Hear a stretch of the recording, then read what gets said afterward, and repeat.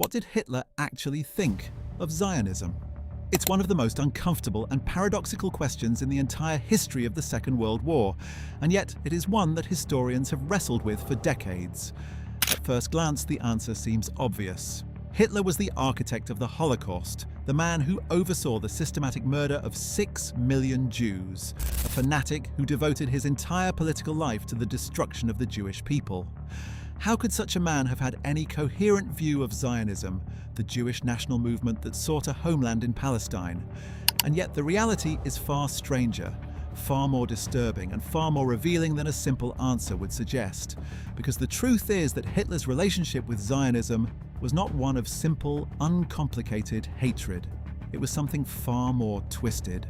At different points in his political career, Hitler acknowledged Zionism, engaged with it, even temporarily tolerated certain Zionist activities on German soil, all while pursuing ideological goals that were ultimately incompatible with Jewish survival anywhere on Earth.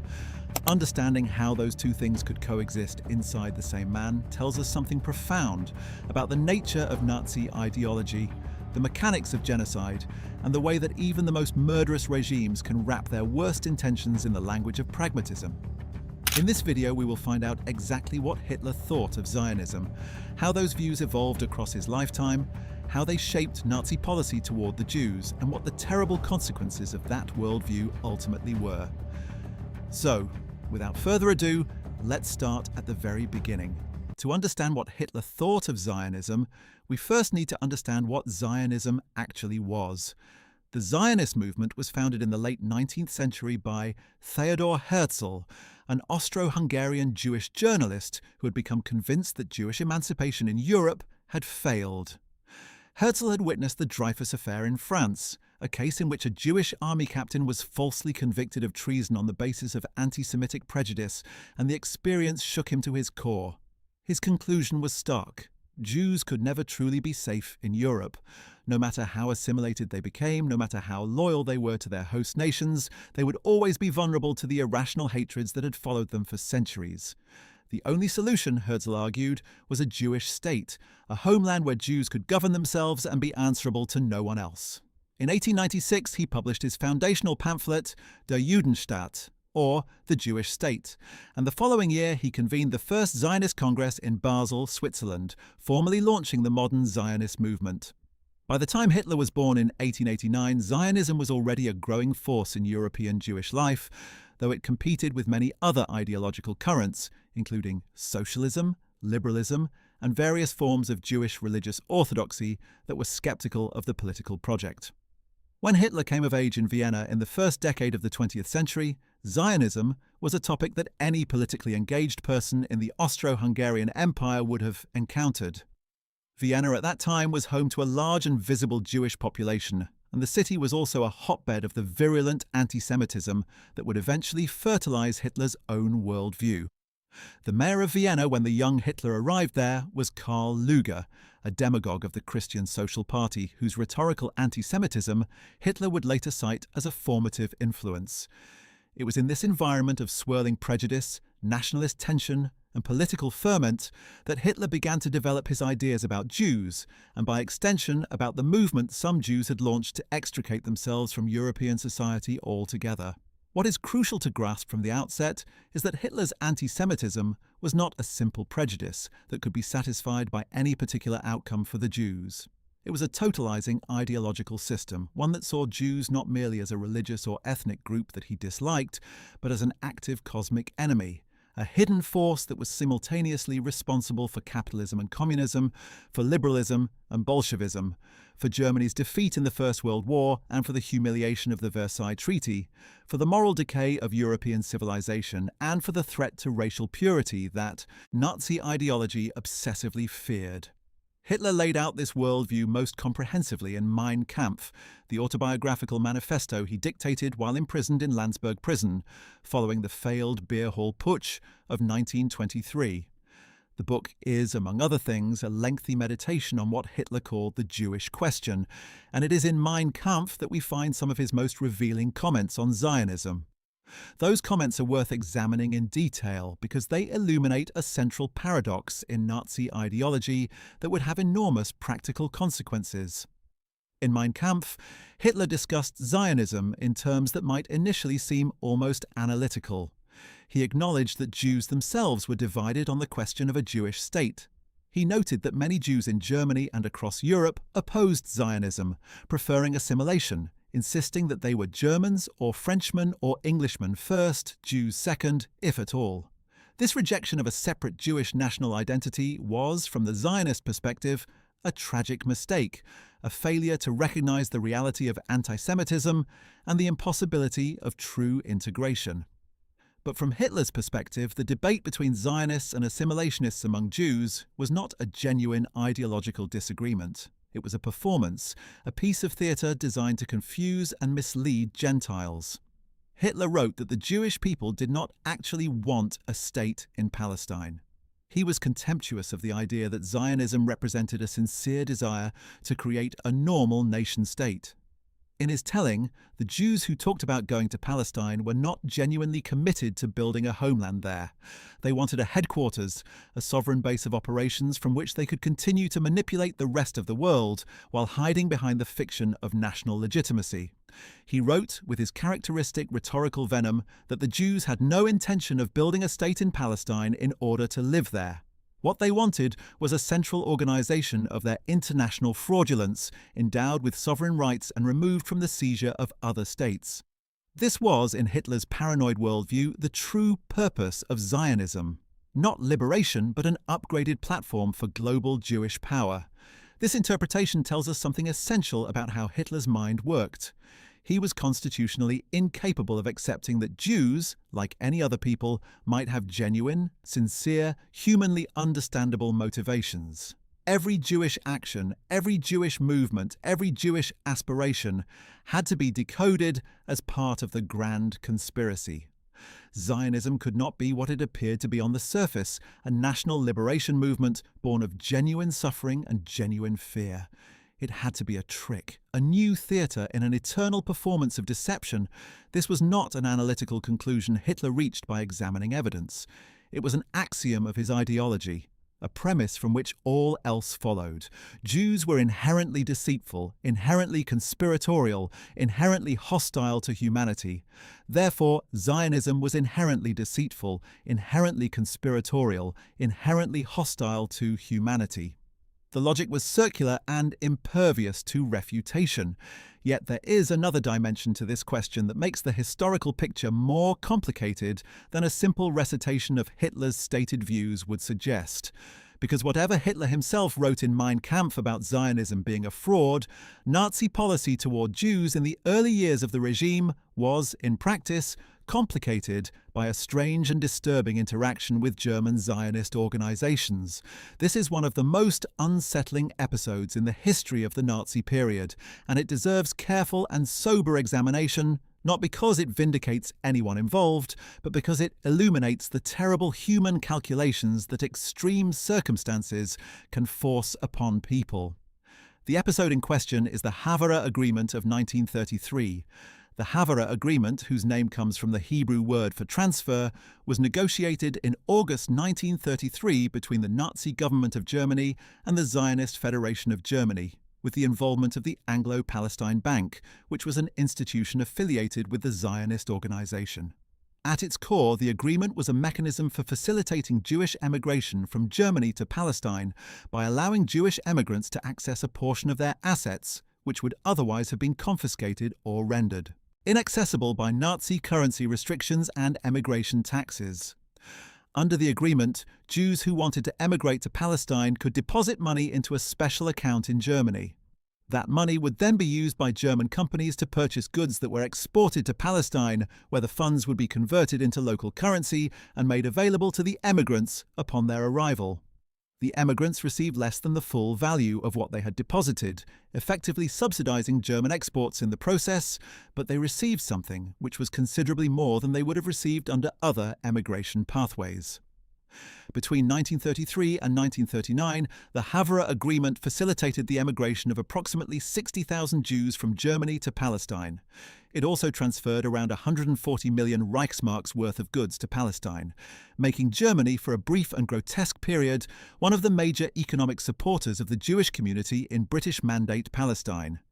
How did such an arrangement come to exist under a regime that was simultaneously implementing ferocious anti-Semitic persecution?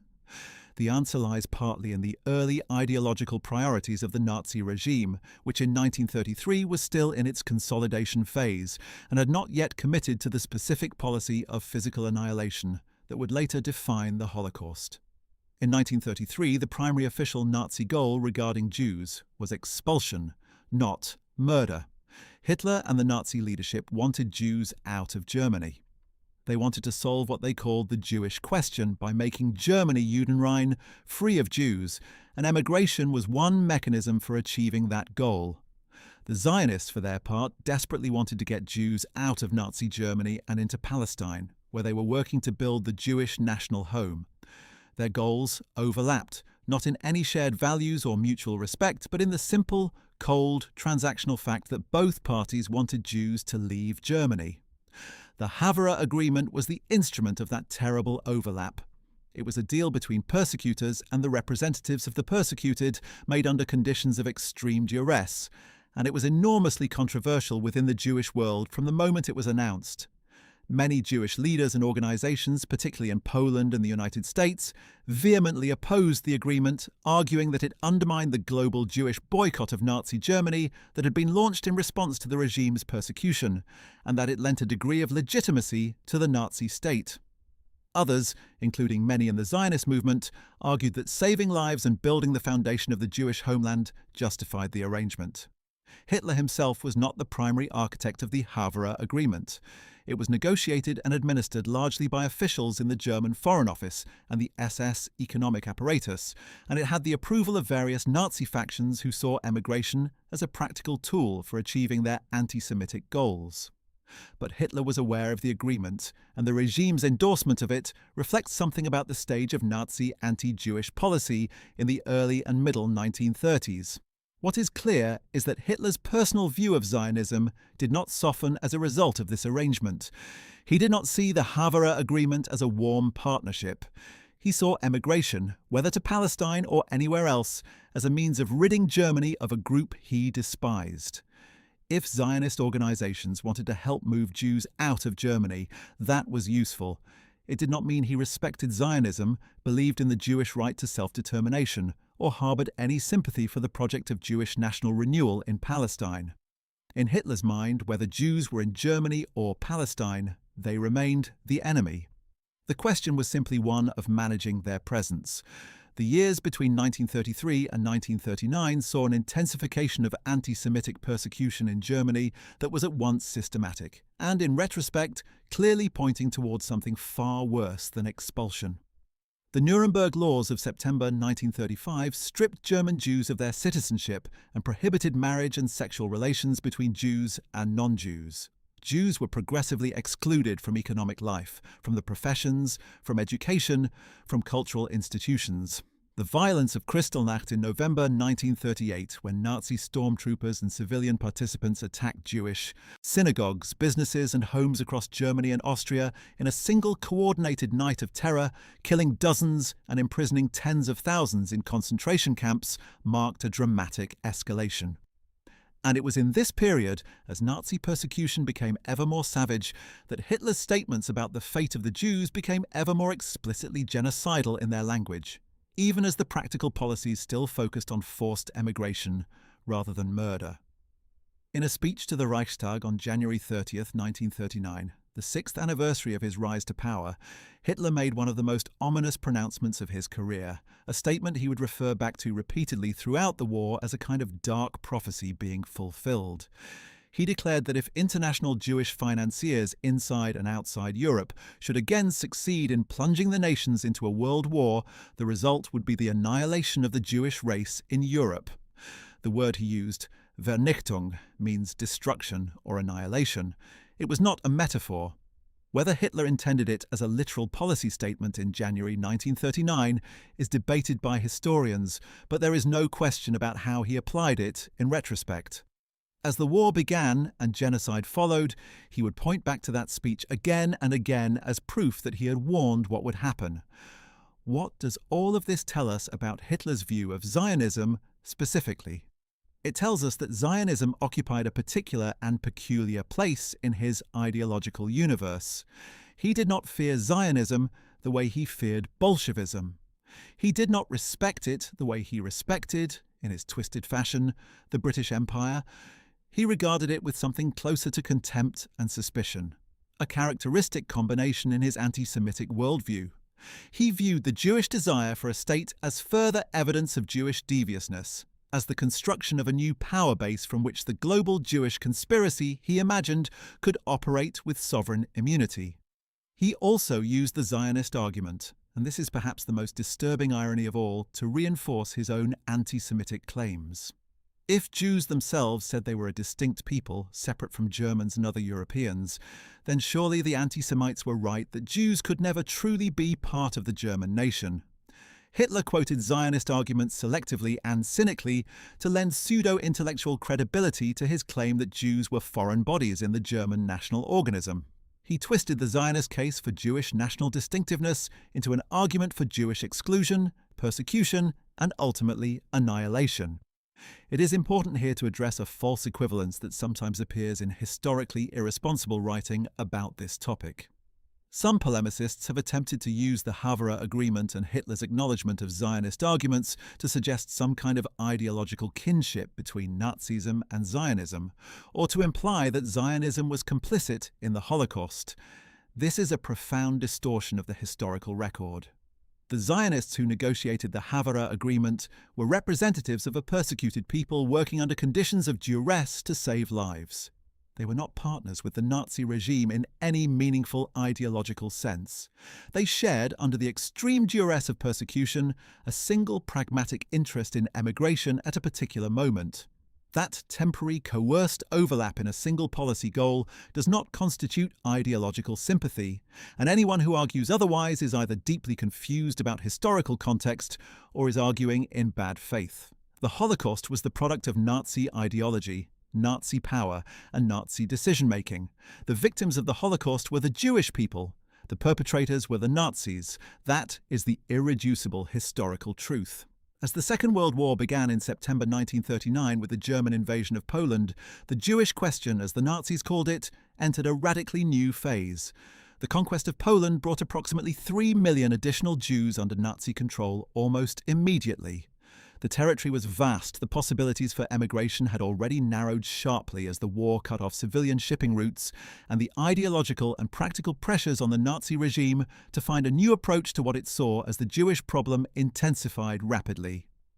What followed over the next 2 years was a series of increasingly radical and murderous improvised solutions, the mass shootings carried out by the Einsatzgruppen in the Soviet Union after June 1941, the construction of the killing centers in occupied Poland, the Wannsee Conference of January 1942, where senior Nazi officials coordinated the logistics of the final solution, and ultimately the industrialized murder of 6 million Jews in a genocide without parallel in human history.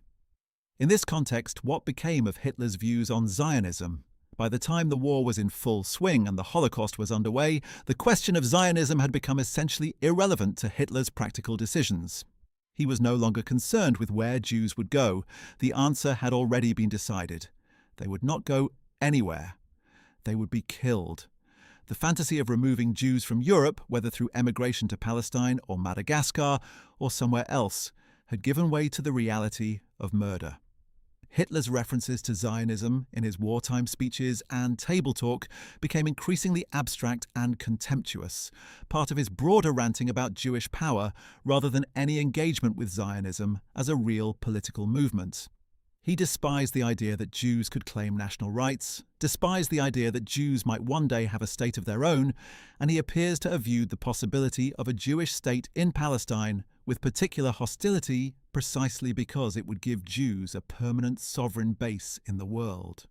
In his vision of a post-war world purged of Jewish influence, there was no room for a Jewish state anywhere.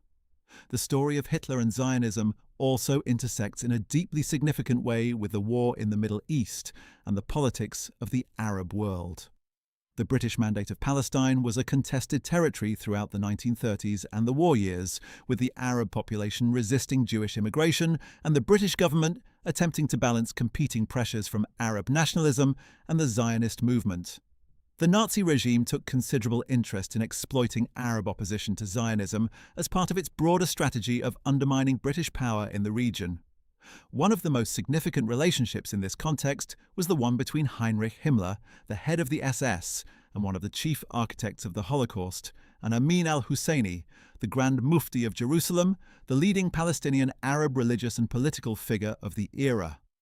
Al-Husseini had fled Palestine in 1937 after the British issued a warrant for his arrest in connection with the Arab Revolt, and after spending time in Iraq, where he was involved in a pro-German coup attempt. He arrived in Berlin in November 1941 and was received by Hitler personally.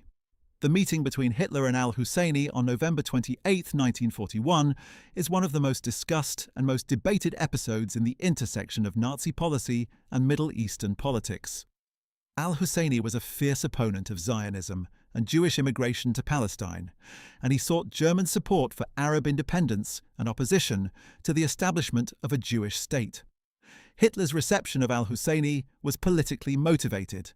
The Nazis wanted Arab cooperation and Arab unrest against the British, and al-Husseini was a useful potential instrument of that goal. During the meeting, Hitler reportedly told al-Husseini that Germany's war against the Jews was a global struggle, and that the destruction of the Jewish element in the Middle East was part of the same larger campaign that Germany was waging in Europe. The precise content of what was discussed remains a matter of some historical controversy, as the records are incomplete, but what is clear is that Hitler's attitude toward the prospect of Jews establishing a state in Palestine was entirely negative. He had no interest in a Jewish national home anywhere. His goal was not Zionist removal, but total destruction. The Palestinian dimension of this story is historically important and morally complex. Al-Husseini's collaboration with the Nazi regime, including his active encouragement of the Holocaust and his role in recruiting Bosnian Muslims for a Waffen-SS division, was a profound moral catastrophe. He was not simply an Arab leader who sought his people's independence, he was a man who chose to align himself with the architects of genocide at the very moment the genocide was unfolding. At the same time, it is important to understand that al-Husseini represented one political current within Palestinian Arab politics, not the entirety of it, and that the history of Palestinian responses to both Zionism and Nazism was more varied than his role alone would suggest. But his collaboration with Hitler is a historical fact, and it illustrates how the question of Zionism became entangled with the worst horrors of the Nazi period in ways that still reverberate in political discourse today. Let us return to Hitler's core ideology and examine more carefully what he actually believed about Jewish nationality and the Jewish people's relationship to the land of Palestine. For Hitler, Jews were not a nation in the sense that Germans or French or British people were nations. They were a race, and a parasitic race at that, defined in his cosmology not by shared culture or history or aspiration, but by blood and by the characteristic he attributed to that blood, an innate drive toward domination and deception. The concept of a Jewish people having a right to a homeland, having a national claim to any territory, was fundamentally incompatible with his racial worldview, because in his worldview, Jews were not a people like other peoples. They were a destructive force that attached itself to other nations and fed off them. A state for such a group would not be a normal state. It would be a headquarters for world domination, a command center for the conspiracy he imagined had been persecuting Aryan civilization for millennia. This is why Hitler's approach to Zionism cannot be neatly classified as either supportive or simply hostile. It was both in different contexts, at different times, for purely instrumental reasons. When expulsion was the practical goal and Zionist emigration networks could serve that goal, the Nazi regime cooperated with Zionist organizations in the narrow transactional sense. When the practical goal shifted to annihilation, Zionism became simply irrelevant, a distraction, a curiosity. And throughout, at the level of ideology, Hitler regarded Zionism with contempt, seeing in it either a deception designed to give Jews international standing or evidence of the racial separateness he used to justify exclusion and murder. One of the most revealing aspects of Hitler's view of Zionism is what it tells us about the totalizing nature of his anti-Semitism. Most forms of prejudice, however reprehensible, have some internal logic of othering, some way of saying that the despised group should be separated or removed or contained. Many European anti-Semites in the 19th and early 20th centuries believed that the solution to the Jewish question was precisely what the Zionists were proposing. Jews should go somewhere else, should have their own country, should stop living among European Christian populations. This was the logic of a significant strand of European anti-Semitism, which could coexist, at least theoretically, with Zionism, because both agreed that Jews and Europeans were distinct groups who should live separately. Hitler's anti-Semitism was categorically different from this, and this is one of the things that made it so uniquely lethal. For Hitler, the existence of Jews anywhere in the world was a threat. It was not enough to separate Jews from Germans. It was not enough to push Jews into Palestine. As long as Jews existed, in his cosmological vision, they would be working to undermine Aryan civilization. The final solution was final, precisely because its goal was not separation, but destruction. This point is worth dwelling on because it goes to the heart of what distinguished the Holocaust from other forms of ethnic persecution and even from other episodes of mass murder. The Holocaust was not driven by territorial competition over a specific piece of land, though the Nazi Empire certainly involved enormous territorial ambition. It was not driven by economic competition over specific resources in a specific market, though economic anti-Semitism played a role in stoking popular hatred. It was driven by a genuinely eliminationist ideology that defined the Jewish people as an existential threat to humanity itself, a threat that could only be neutralized by total physical destruction. Zionism, from this perspective, was a detail. The question of where Jews lived was secondary to the question of whether Jews lived. And Hitler's answer to that question, by the time the war was fully underway, was unambiguous. The trajectory of Hitler's public statements about Jews over the course of his political career is worth tracing carefully, because it shows how his ideology evolved from a position where emigration, including to Palestine, was an acceptable policy outcome, toward a position where physical annihilation was the stated and pursued goal. In the early years of the Nazi movement in the 1920s, Hitler and other Nazi ideologues spoke frequently about removing Jews from Germany, and the language of removal could encompass emigration, expulsion, or other forms of displacement. The violent rhetoric was there from the beginning, but the practical policy proposals in this period tended to focus on disenfranchisement, exclusion, and expulsion rather than murder. After the seizure of power in 1933, as we have seen, official policy pushed toward forced emigration, and the Havara Agreement was one mechanism of that policy. The Nuremberg Laws of 1935 formalized racial exclusion, but did not constitute a program of murder. Even in the late 1930s, as persecution intensified dramatically with events like Kristallnacht, the regime was still, in its official posture, pursuing emigration as the primary policy instrument, even as the conditions for emigration became ever more severe and predatory. The shift toward annihilation as the operative policy goal emerged in the context of the war, particularly after the invasion of the Soviet Union in June 1941, opened up vast new territories and brought enormous additional Jewish populations under Nazi control. The Einsatzgruppen, the mobile killing units that followed the German army into the Soviet Union, began carrying out mass shootings of Jewish populations almost immediately, killing hundreds of thousands of men, women, and children in ravines, forests, and pits across the occupied Soviet territory. The most notorious single site was Babi Yar, a ravine outside Kiev where in late September 1941, 33,771 Jews were shot over 2 days, one of the largest single massacres of the Holocaust. By the end of 1941, the decision had been made at the highest levels of the Nazi regime to extend the systematic murder of Jews across all of occupied Europe, and the Wannsee Conference in January 1942 formalized the administrative coordination of what was called the final solution to the Jewish question. In this context, what was the status of Zionism in Hitler's worldview? It had become a historical curiosity, a political movement that had existed before the war and had argued in its way for Jewish self-determination, but one that was now irrelevant in the face of the genocide being carried out.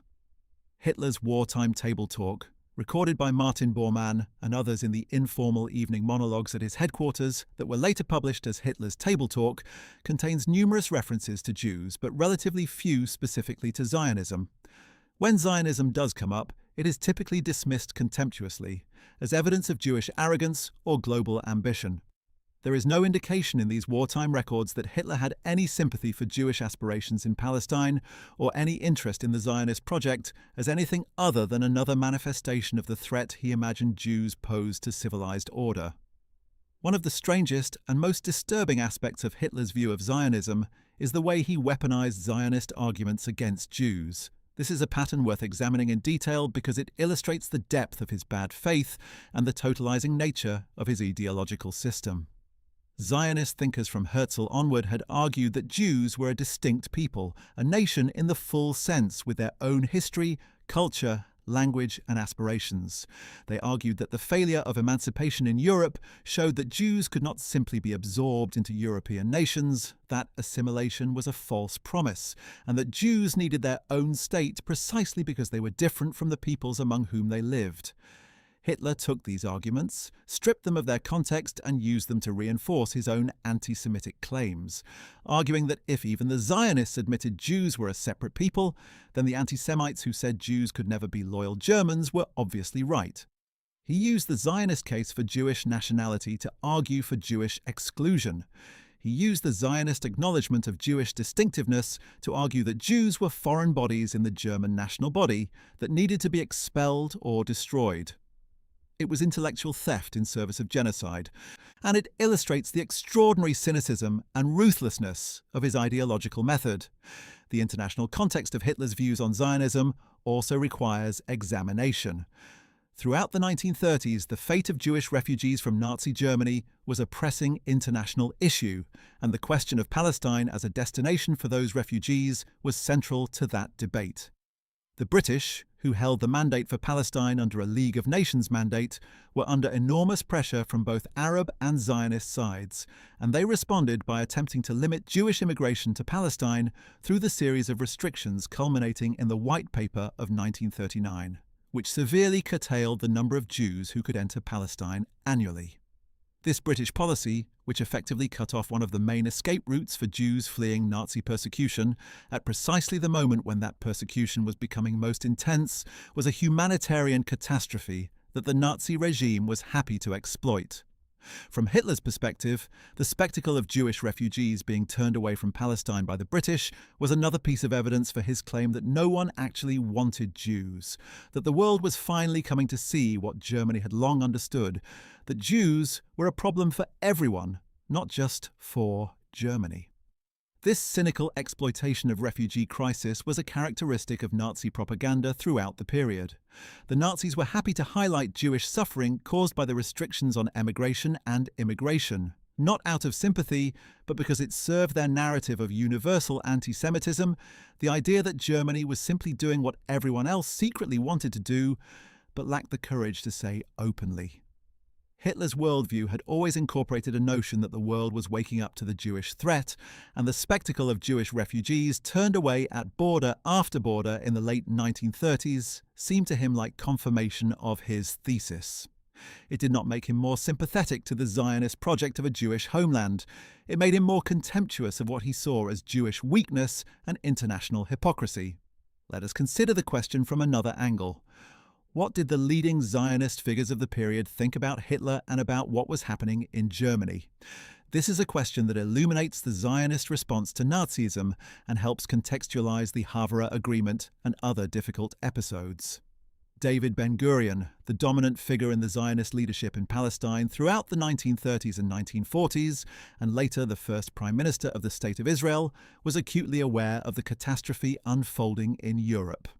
His responses to it, like those of other Zionist leaders, were shaped by a complex mixture of genuine horror at what was happening, practical calculation about the Zionist project in Palestine, and the constraints of operating under British mandate rule at a time when British policy was deeply hostile to further Jewish immigration. Ben-Gurion famously and controversially said at one point that he would prefer saving 200,000 children through immigration to Palestine to saving 1 million children through immigration elsewhere, a statement that has been debated and condemned and defended ever since. The point was not heartlessness, but rather the Zionist conviction that only a Jewish state in Palestine could provide the long-term security that Jews needed, and that every Jewish immigrant to Palestine served the cause of building that state.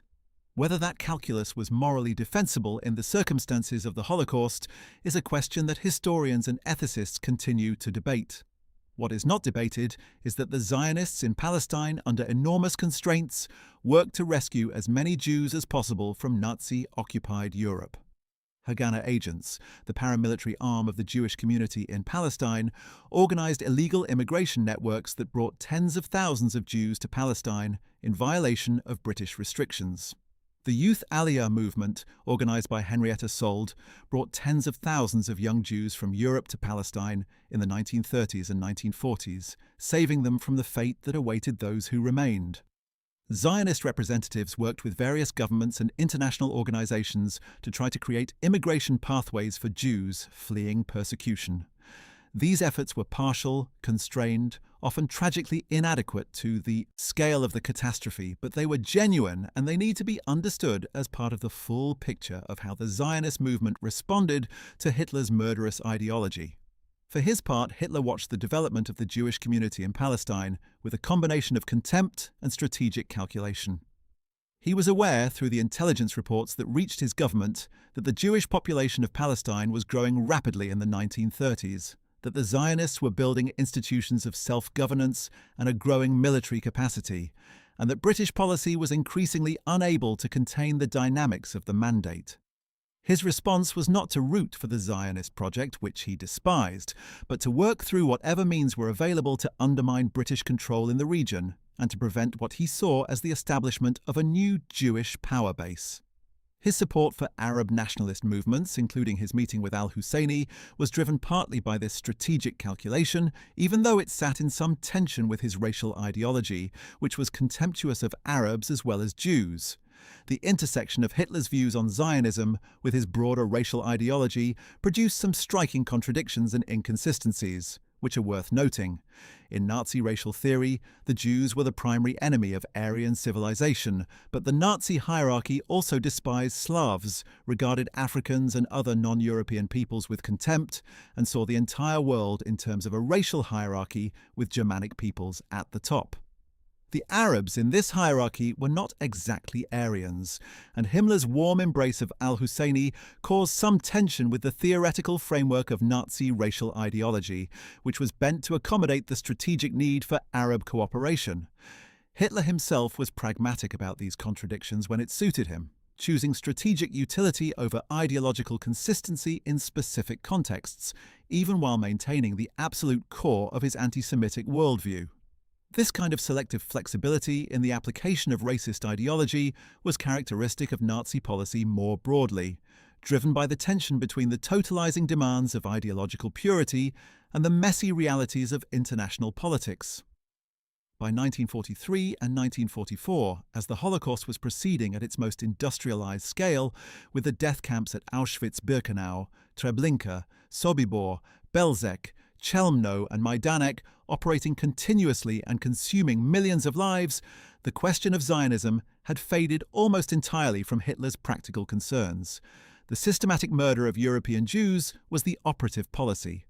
The question of where survivors might go or whether there would be survivors was a secondary consideration. Hitler's remaining obsession with Jews in this period was not about Zionism, but about the imagined Jewish power that he held responsible for Germany's military difficulties. As the Wehrmacht suffered defeat after defeat on the Eastern Front, as the Allied bombing campaign devastated German cities, as the strategic situation deteriorated on every front, Hitler's ravings about Jewish responsibility became more intense rather than less. He saw the hand of Jewish power behind every setback, every betrayal, every failure. This was the terminal phase of a worldview that had always been defined by paranoia and hatred, now stripped of any pretense of strategic calculation and reduced to pure, unmediated obsession. Hitler's last political testament, dictated in the Führerbunker in Berlin on April 29, 1945, the day before his suicide, contains a final denunciation of the Jewish people that stands as the closing statement of his ideological life. In it, He declared that the Jewish race bore responsibility for the World War and called on future generations of Germans to resist the poisoning of all nations, by which he meant Jewish influence. He expressed no remorse for the Holocaust. He expressed no acknowledgement that the murder of millions of innocent people had been a crime. He expressed only the same obsessive hatred that had characterized his public life from the beginning, intensified and purified by defeat into something close to a final curse.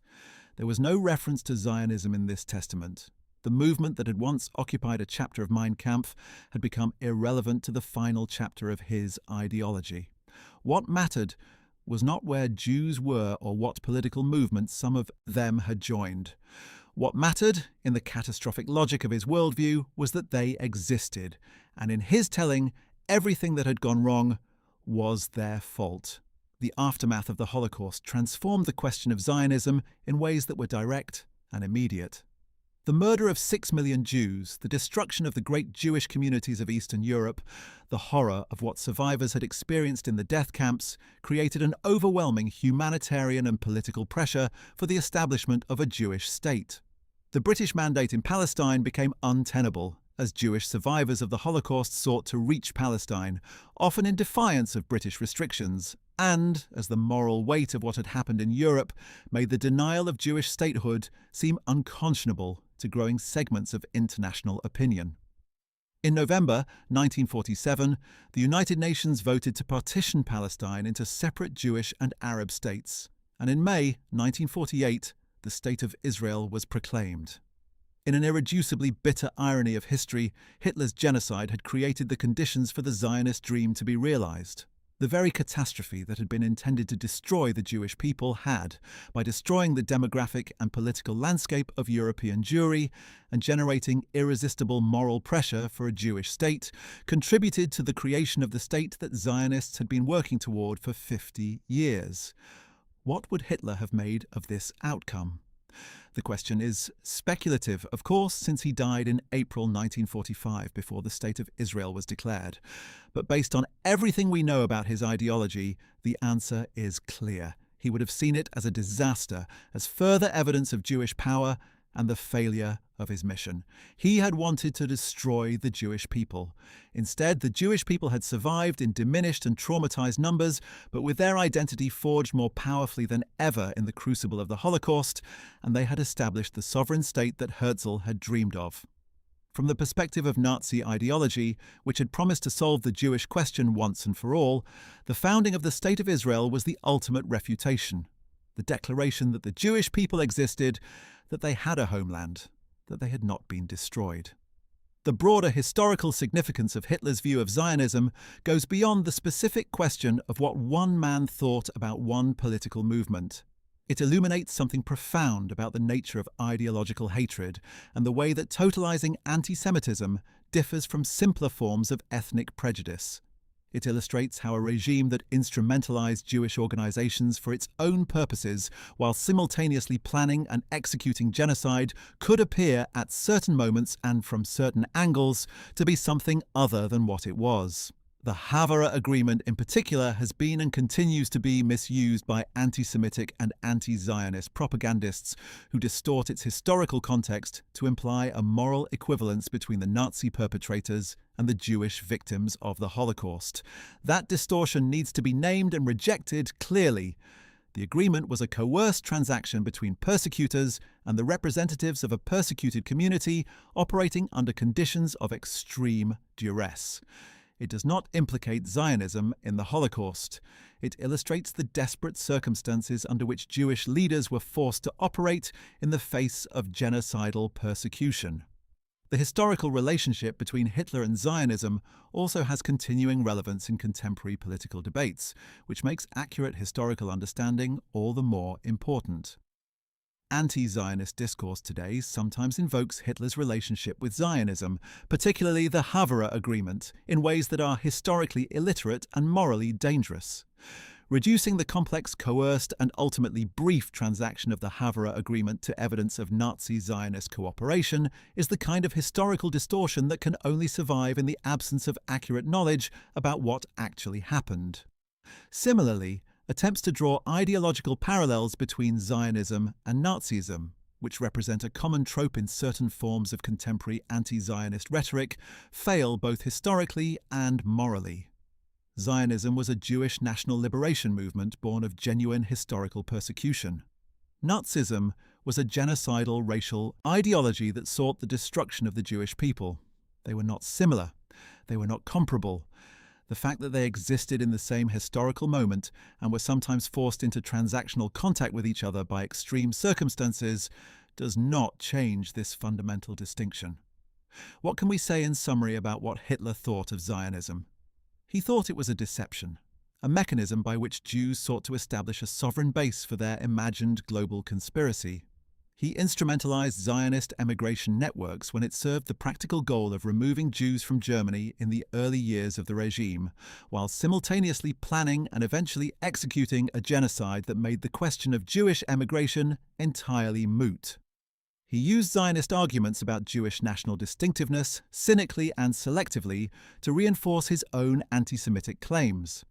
He worked with Arab leaders who opposed Zionism for their own reasons, while despising Arabs in his racial hierarchy no less than he despised Jews, exploiting their opposition as a geopolitical instrument.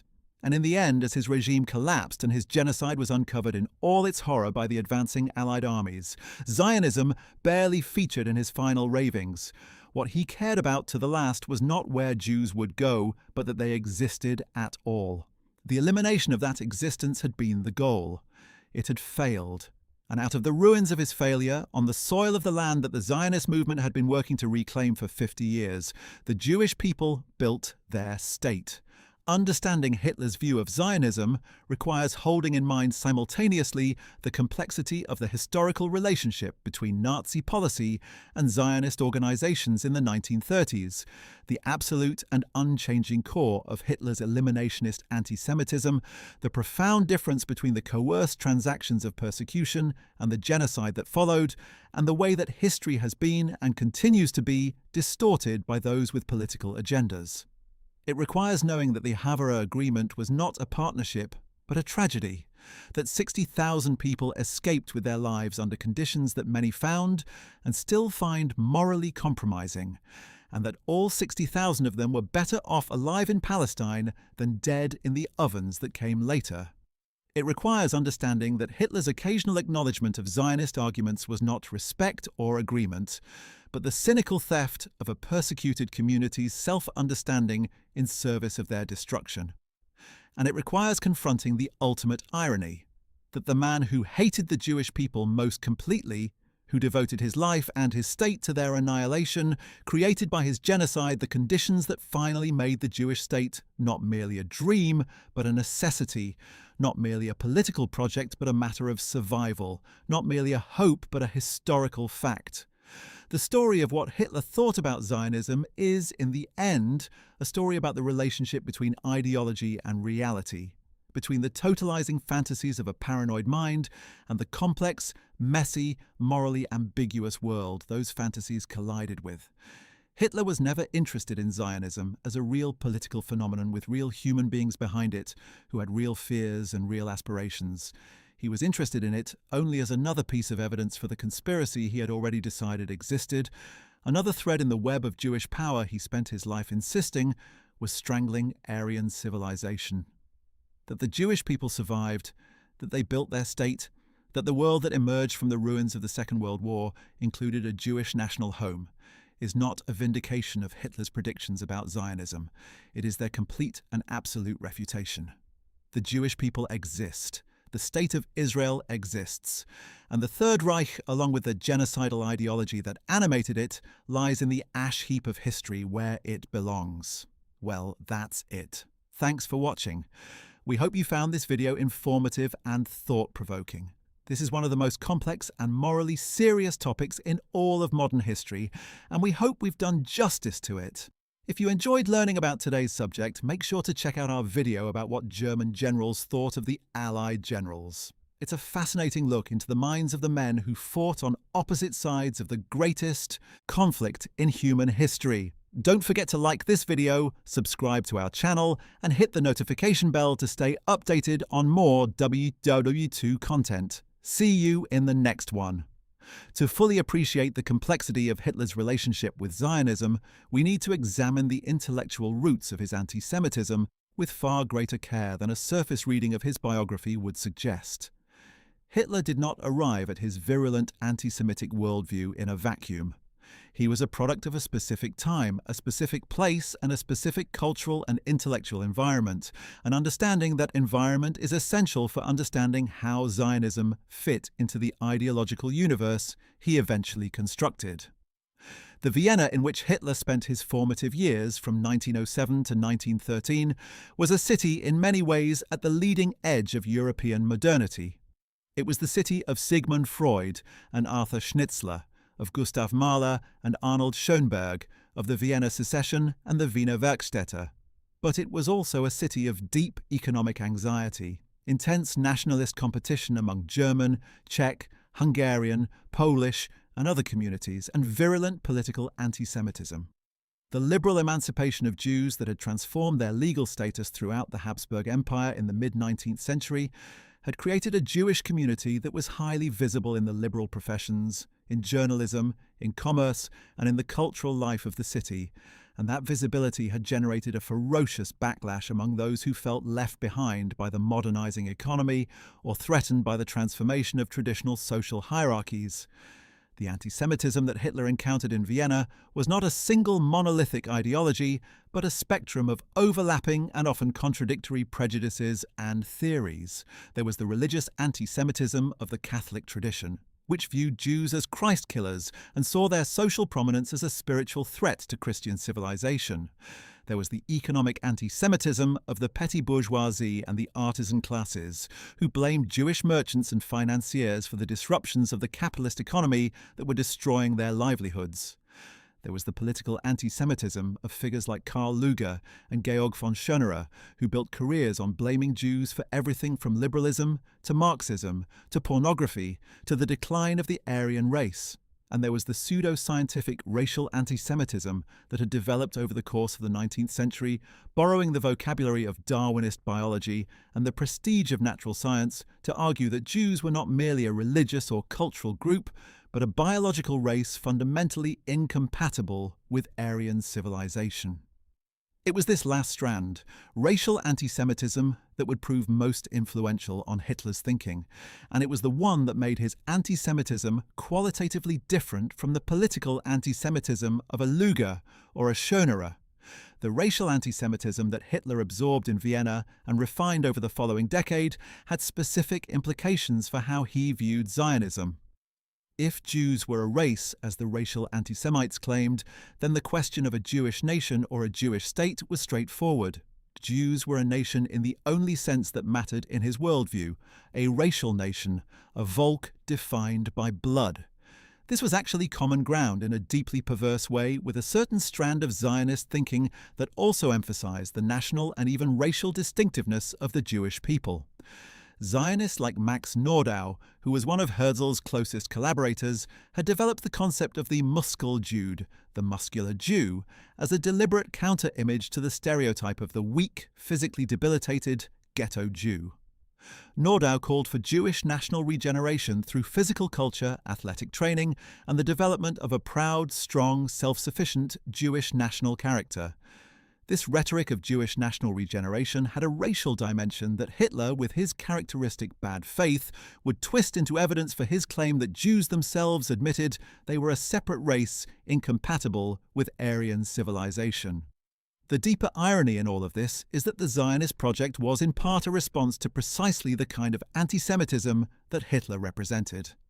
Herzl had concluded that emancipation had failed not because Jews were inferior or alien, as the anti-Semites claimed, but because anti-Semitism was irrational and could not be cured by Jewish assimilation or achievement.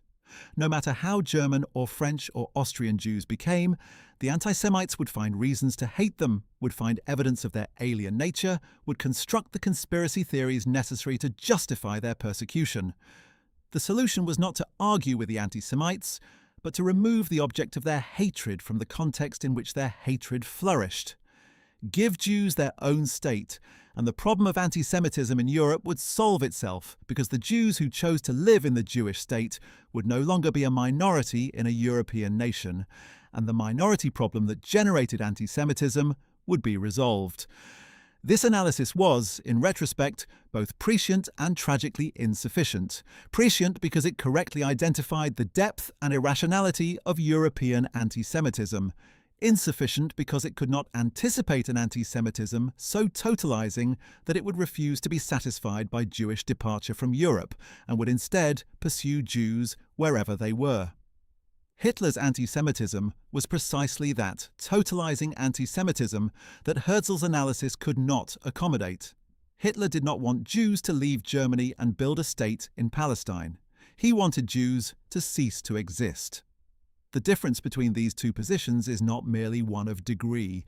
It is a categorical difference. The difference between expulsion and genocide, between persecution and extermination, between a politics of hatred and a project of murder. Understanding this distinction is essential for understanding why the Havre Agreement, however morally complicated, was not a collaboration between Zionism and Nazism in any meaningful sense. It was a desperate attempt by Jewish representatives to extract some tangible benefit for Jewish emigrants in a situation where the alternative was simply losing everything. And it was an instrument of Nazi emigration policy that served Nazi goals of removing Jews from Germany, not Zionist goals of building a Jewish state out of shared values with Germany. The period of the Havre Agreement, roughly 1933 to 1939, was also the period during which the Zionist movement in Palestine was engaged in an extraordinary effort of institution building that would prove essential to the survival of the Jewish people in the coming catastrophe. The Jewish community in British Mandate Palestine, known as the Yishuv, had developed during the interwar period into a remarkably sophisticated proto-state with its own political institutions, military organizations, educational system, cultural life, and economic infrastructure. The Histadrut, the General Federation of Labor in the Land of Israel, had become the central economic institution of the Yishuv, controlling major enterprises and providing social services. The Haganah, the Jewish paramilitary defense organization, had developed from a loose civilian militia into a serious military force with trained officers and a growing capability for offensive as well as defensive operations. Hebrew was being revived as a spoken language and was becoming the everyday tongue of a new generation of Jews born in Palestine. All of these developments were building the foundation for the state that would be declared in 1948. Hitler was aware at some level of these developments in Palestine, though his understanding of them was filtered through his ideological prism. His intelligence services reported on the growth of the Jewish community in Palestine, on the tensions between Jews and Arabs in the Mandate, on British policy and its limitations. His response was not admiration or concern about the Zionist project succeeding on its own terms, but strategic calculation about how the situation in Palestine could be exploited to weaken British power in the Middle East. The Arab Revolt of 1936 to 1939, in which the Arab population of Palestine rose in armed resistance against both Jewish immigration and British rule, was a development that Nazi Germany actively sought to exploit, providing propaganda support and material assistance to the Arab rebels. The Nazis saw the Arab Revolt not as a legitimate national uprising, but as a useful instrument for embarrassing and weakening Britain, while the Jews, struggling to bring more of their people to safety in Palestine, saw the revolt as one more obstacle in the path of rescue.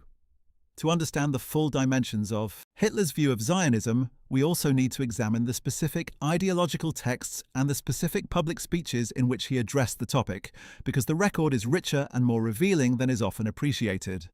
Beyond the passages in Mein Kampf that we have already discussed, Hitler addressed questions related to Zionism and Jewish national aspirations in numerous speeches and documents throughout his political career.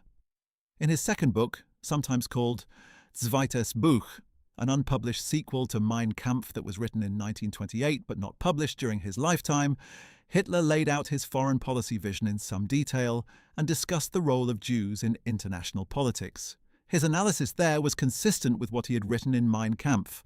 Jews were an international power that used various states as instruments of their global agenda, and any Jewish political project, including a Jewish state in Palestine, would serve that agenda rather than genuinely resolving the Jewish question. He was explicit that the establishment of a Jewish state in Palestine would not satisfy him, because the problem was not Jewish homelessness, but Jewish existence. In the public speeches of the 1930s, as the Nazi regime consolidated power and implemented its persecution policies, Hitler's references to Jewish affairs often included implicit or explicit references to the argument that Jews should leave Germany, an argument that the Zionists were also making, for entirely different reasons. This created a superficial rhetorical overlap that was easily and cynically exploited. Nazi propagandists sometimes pointed to Zionist arguments about Jewish national distinctiveness and the need for a Jewish homeland as confirmation of Nazi anti-Semitic claims. If the Zionists themselves said Jews were not Germans, then surely the Nazis were right to treat them as foreigners. The propaganda was dishonest, of course, because it collapsed the enormous difference between the Zionist argument that Jews needed their own state because of anti-Semitic persecution and the Nazi argument that Jews were racially alien beings who needed to be expelled or destroyed. But dishonesty was a core feature of Nazi propaganda. And this particular dishonesty was effective with German audiences who were already primed by decades of anti-Semitic agitation to accept the basic premise that Jews were foreign to Germany. The role of Heinrich Himmler and the SS in shaping the practical relationship between the Nazi state and Zionist organizations deserves particular attention. Himmler was in many ways a more ideologically consistent anti-Semite than Hitler, if such a distinction can even be made, because he applied the racial theory with a systematic ruthlessness that was even more comprehensive than Hitler's more theatrical and rhetorically driven hatred. But Himmler was also a pragmatist within the framework of his ideology, willing to use any instrument that served the racial goals of the SS. In the early years of the regime, when emigration was the official policy, the SS actually maintained contacts with Zionist organizations and even facilitated, through the Havre Agreement machinery, the emigration of Jews to Palestine. A young SS officer named Adolf Eichmann, who would later become the central administrator of the Holocaust, was actually assigned in the 1930s to study Zionism and Jewish affairs, learning Hebrew and meeting with Zionist representatives as part of the SS effort to understand and manage Jewish emigration. The same Adolf Eichmann who met with Zionist officials in the 1930s and learned about their aspirations for a Jewish homeland would later oversee the deportation of hundreds of thousands of Jews to the gas chambers. The contrast could not be more complete or more horrifying. The personal story of Adolf Eichmann is worth examining in some detail, not because his individual biography is more important than the millions of lives he helped destroy, but because it illustrates with particular vividness the trajectory of Nazi policy from emigration to genocide, and the way that individuals who had instrumentalized Zionism in one phase of that policy became mass murderers in the next. Eichmann was born in 1906 in Solingen, Germany, and grew up in Austria after his family moved to Linz, the same city where Hitler had spent part of his childhood. He joined the Nazi Party and the SS in 1932 and worked his way up through the party apparatus in Austria and Germany before being assigned in the mid-1930s to the SD, the intelligence service of the SS, in a section that dealt with Jewish affairs. His assignment was to study Zionism and to understand the internal dynamics of the Jewish community in Germany and Austria with the aim of managing Jewish emigration policy more effectively. Eichmann studied Hebrew and Yiddish, read Zionist literature, and even visited Palestine in 1937, though his trip was cut short when the British expelled him after only a few days. He met with representatives of the Jewish community in Palestine and developed what he later described as a professional understanding of, though not sympathy for, the Zionist project. This period of Eichmann's career, when he was studying Zionism and facilitating Jewish emigration, has been cited by Holocaust deniers and anti-Semitic propagandists as evidence that the Nazis were supportive of Zionism.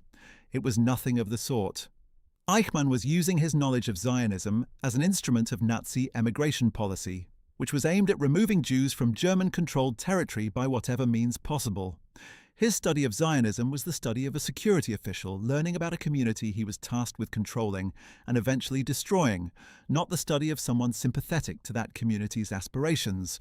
When the policy shifted from emigration to genocide, Eichmann shifted with it, becoming the central bureaucratic architect of the deportation of Jews to the death camps with the same methodical efficiency he had previously applied to managing emigration.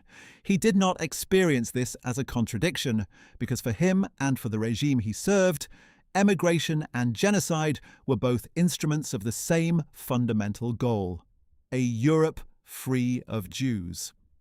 The Wannsee Conference of January 20th, 1942 is one of the most important and most chilling documents of the Holocaust, and it is relevant to the question of Hitler and Zionism because it represents the formal bureaucratic commitment to genocide as the solution to the Jewish question, a commitment that rendered all previous discussions of emigration, including to Palestine, entirely obsolete.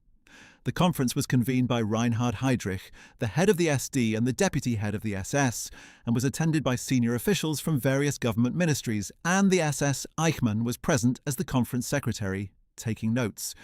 The purpose of the meeting was to coordinate the administrative machinery of the final solution: the systematic murder of the approximately 11 million Jews in Europe and German-occupied territories. The word murder was never used in the Wannsee Protocol. Instead, the document speaks of evacuation, special treatment, and other bureaucratic euphemisms. But the meaning was clear to everyone in the room, and Eichmann later testified that the atmosphere was entirely matter-of-fact, that senior government officials discussed the killing of millions of human beings with the bureaucratic calmness of a committee meeting. The Wannsee Protocol lists the Jewish populations of every European country, including Palestine, which is listed as having 53,000 Jews. This inclusion of Palestine in the document about the final solution is one of the clearest indications of what the Nazi regime's attitude towards Zionism ultimately was. The Jews of Palestine, building their homeland under British Mandate rule, were listed as a target population for the final solution. Had Nazi Germany extended its military reach to Palestine, whether through Rommel's North Africa campaign pushing through Egypt or through some other strategic development, the Jews there would have faced the same fate as those in Poland and Ukraine and France and everywhere else the Nazi regime's power reached. Hitler's views on Zionism had never included any exemption for Jews in Palestine. The Jewish state that the Zionists were building was, in his worldview, simply another gathering point for the enemy he wanted to destroy utterly. The North African campaign of 1941 to 1943, in which Field Marshal Erwin Rommel's Afrika Korps pushed British and Commonwealth forces back toward Egypt, came at certain points alarmingly close to threatening Palestine from the south. Had Rommel succeeded in breaking through at El Alamein in the summer and fall of 1942 and pushing through Egypt toward the Suez Canal and Palestine, the Jewish community there would have been in extreme danger.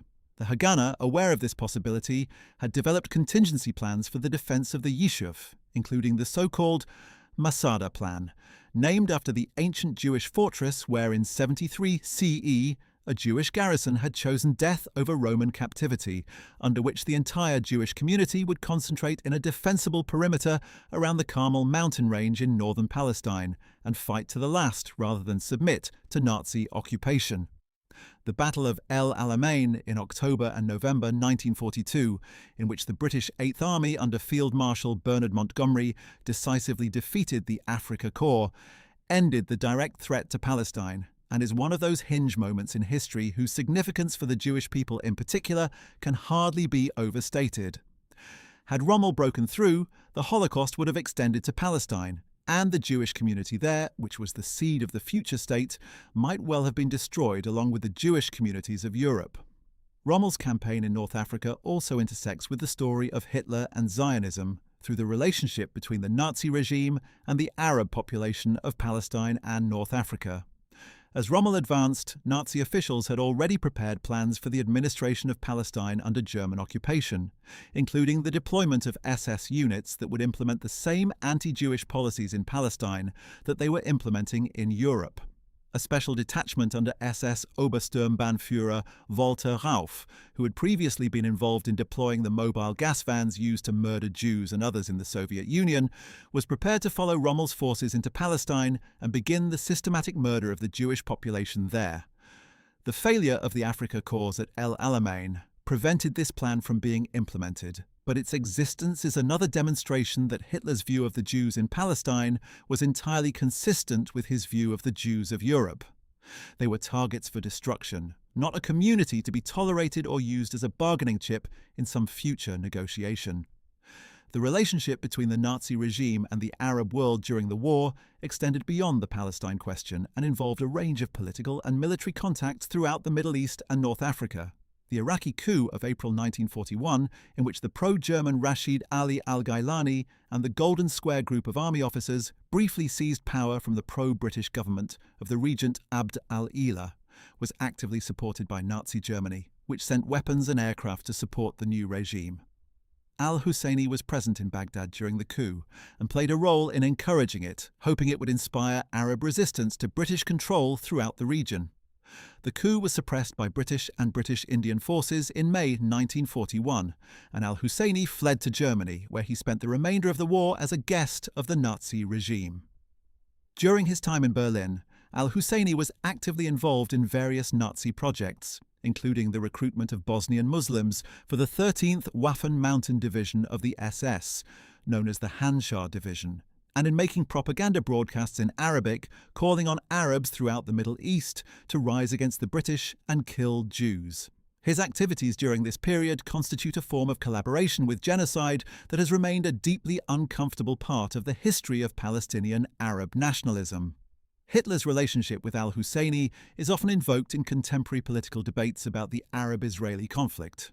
And it is important to handle it with care because the historical record is complex, and the political uses of this history are often dishonest in both directions. Those who cite al-Husseini's collaboration with Hitler to delegitimize Palestinian nationalism, or to argue that all Palestinian opposition to Zionism is rooted in anti-Semitism, are oversimplifying a complex history in service of a political argument. Al-Husseini was one figure with one political trajectory, and his choices were not the choices of all Palestinians or all Arabs. At the same time, those who minimize or excuse al-Husseini's collaboration with the Holocaust, or who treat it as a mere tactical decision with no ideological content, are also engaging in a form of historical distortion. His calls for the killing of Jews, made during the period when the Holocaust was actively underway and he was aware of it, were not merely political statements, they were incitement to genocide. What Hitler thought of al-Husseini and the Arab world more broadly is revealing of his deeper racial assumptions. He was happy to use Arab leaders and Arab unrest as instruments of his strategic goals, particularly his goal of undermining British power in the Middle East. But he did not regard Arabs as racial equals or as genuine allies in any deep ideological sense. His racial hierarchy placed Aryans at the top and assigned Arabs a considerably lower position. He reportedly once said, in a private conversation, that the Arabs were half-caste people and that their civilization was inferior to the European. He tolerated and cultivated the relationship with al-Husseini because it served his strategic purposes, not because he had any respect for Arab civilization or genuine interest in Arab independence. When the war ended, if Germany had won, it is extremely unlikely that Hitler would have honored any commitment to Arab independence in Palestine or anywhere else. His vision of the post-war world was of a German-dominated Europe, and his interests in the Middle East were about denying that region to the British, rather than granting it to the Arabs. The wartime period also saw Hitler make numerous public statements that reveal his evolving views on the fate of the Jewish people, statements that historians have carefully analysed for what they reveal about the decision-making process that led to the Holocaust. The famous Reichstag speech of January 30th, 1939, in which he predicted the annihilation of the Jewish race in Europe in the event of a world war, has already been mentioned. But there were many other statements throughout 1941 and 1942 as the genocide was being implemented, in which Hitler claimed that his prophecy was being fulfilled. These references, scattered through his speeches and private conversations, show a man who regarded the Holocaust not as a regrettable byproduct of the war, but as one of its primary achievements, the fulfillment of the ideological mission he had set himself from the beginning. And in none of these references is there any acknowledgement that Jews might have legitimate claims, national aspirations, or human rights that created any obligation on the part of the German state. The Zionist vision of a Jewish homeland was simply irrelevant to a man who had decided that the Jewish people had no right to exist at all. One of the most important intellectual contributions to understanding the Holocaust is Hannah Arendt's concept of the banality of evil, developed in her account of the Eichmann trial in Jerusalem in 1961. Arendt's argument, provocative and controversial as it was, is that Eichmann was not a monster in the conventional sense, not a man driven by extraordinary demonic hatred, but rather a bureaucrat who had subordinated his moral agency to the demands of an ideological system and carried out mass murder without anything that could be called malice in the ordinary sense. Whether this interpretation is fully adequate has been debated by historians and philosophers ever since, and there are serious scholarly arguments that Eichmann was more ideologically committed and more personally motivated by anti-Semitism than Arendt allowed. But the concept of the banality of evil has proven extraordinarily productive for thinking about how ordinary institutional processes can be bent to serve genocidal ends, how bureaucratic efficiency can be deployed in the service of mass murder, how systems of documentation and transportation and scheduling can become the machinery of death. The Havre Agreement, seen through this lens, is a chilling illustration of how the same bureaucratic machinery that was processing Jewish emigration in 1935 could, with a change of policy direction, be processing deportations to death camps in 1942. The infrastructure of control was continuous. What changed was the destination. The historiographical debates about the origins of the Holocaust are also relevant to understanding Hitler's views on Zionism and the Jewish question more broadly. For much of the post-war period, the dominant interpretation of the Holocaust emphasized Hitler's personal role and his ideological intentions, seeing the genocide as the fulfillment of a program that had been set out in Mein Kampf and pursued with consistent intentionality throughout the Nazi period. This school of thought, associated with scholars like Lucy Dawidowicz and Gerald Fleming, emphasizes the continuity between Hitler's early anti-Semitic writings and the final solution, and sees the Havre Agreement and other early emigration policies as tactical accommodations to short-term practical constraints, rather than as evidence of genuine uncertainty about the ultimate goal. Against this view, a school of thought sometimes called functionalism or structuralism, associated with scholars like Martin Brossat and Hans Mommsen, argues that the Holocaust emerged not from a pre-existing blueprint in Hitler's mind, but from the cumulative radicalization of Nazi anti-Jewish policy in the context of the war, with the decision for genocide emerging from the interaction of ideological pressures, wartime conditions, and bureaucratic dynamics, rather than from a single decision made at a specific moment. Most contemporary historians of the Holocaust occupy a middle ground between these positions, accepting that Hitler's anti-Semitism provided the ideological framework and the ultimate authorization for genocide, while also recognizing that the specific form the genocide took and the specific decisions that implemented it were shaped by wartime circumstances, bureaucratic dynamics, and the cumulative radicalization of policy over time. This nuanced picture is important for understanding Hitler's views on Zionism, because it suggests that his relationship with Zionism was not a simple, unchanging position from beginning to end, but evolved in response to changing circumstances, even as the core of his anti-Semitism remained consistent.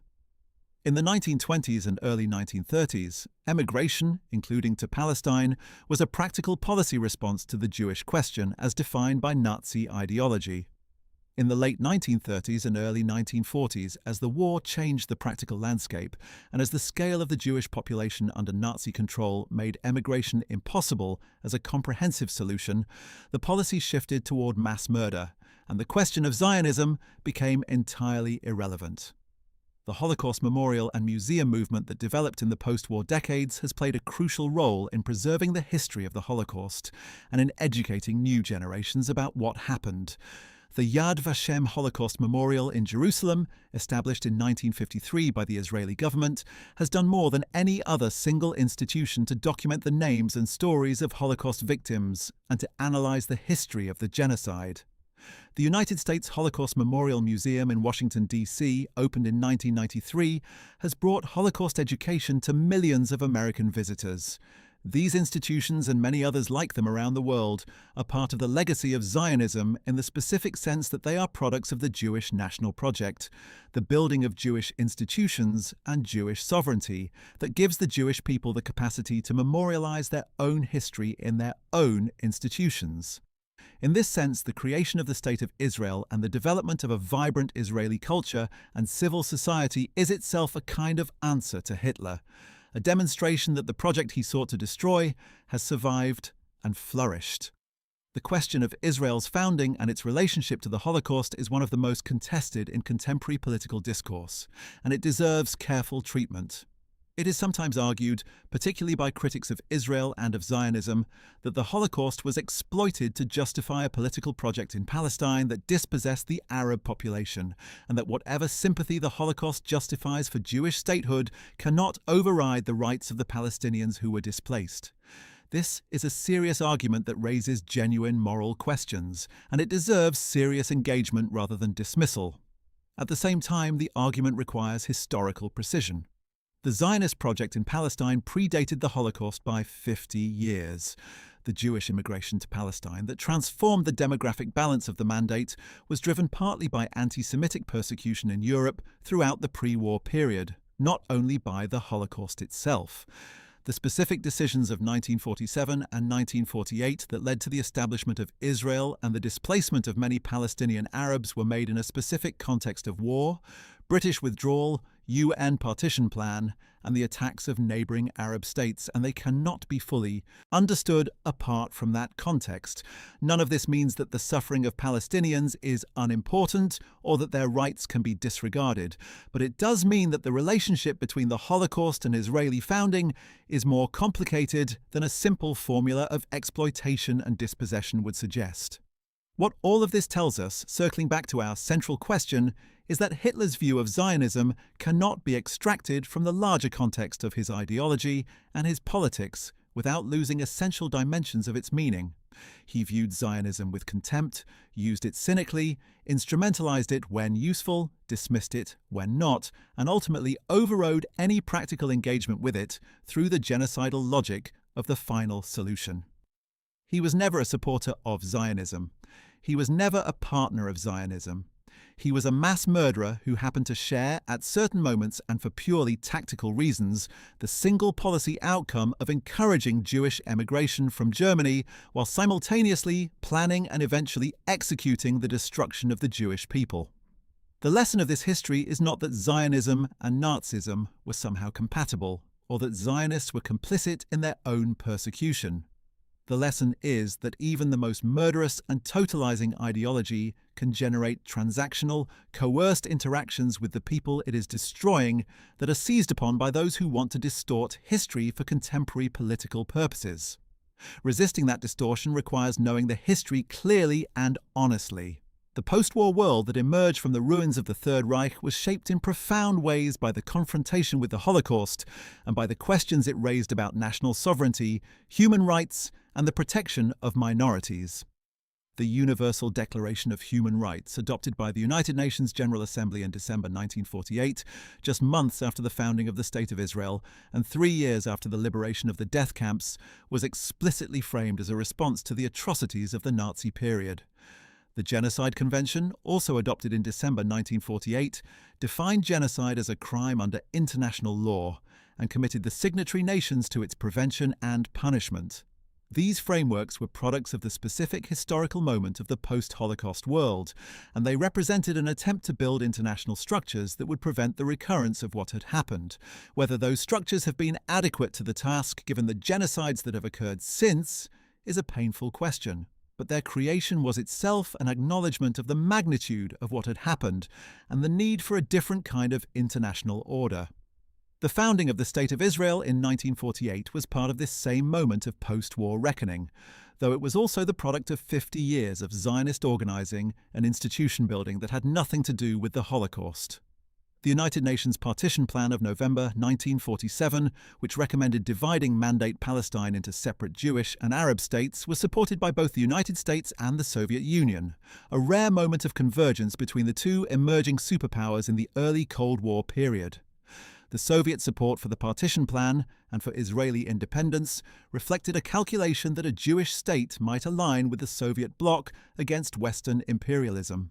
A calculation that quickly proved mistaken as Israel's democratic institutions and its ties to the Western Jewish diaspora oriented it firmly toward the Western camp. But in the immediate post-war period, the unusual convergence of American and Soviet support gave the partition plan international legitimacy and set the stage for Israeli independence. Hitler had died in Berlin on April 30th, 1945, less than 3 years before the State of Israel was founded. He had spent his last days in the Führerbunker, a network of underground rooms beneath the Reich Chancellery, as Soviet forces closed in on the city. In those final days, as the Third Reich collapsed around him, he continued to issue orders to armies that no longer existed, continued to blame Jews and traitors for Germany's defeat, and continued to express his contempt for everyone and everything that had failed him.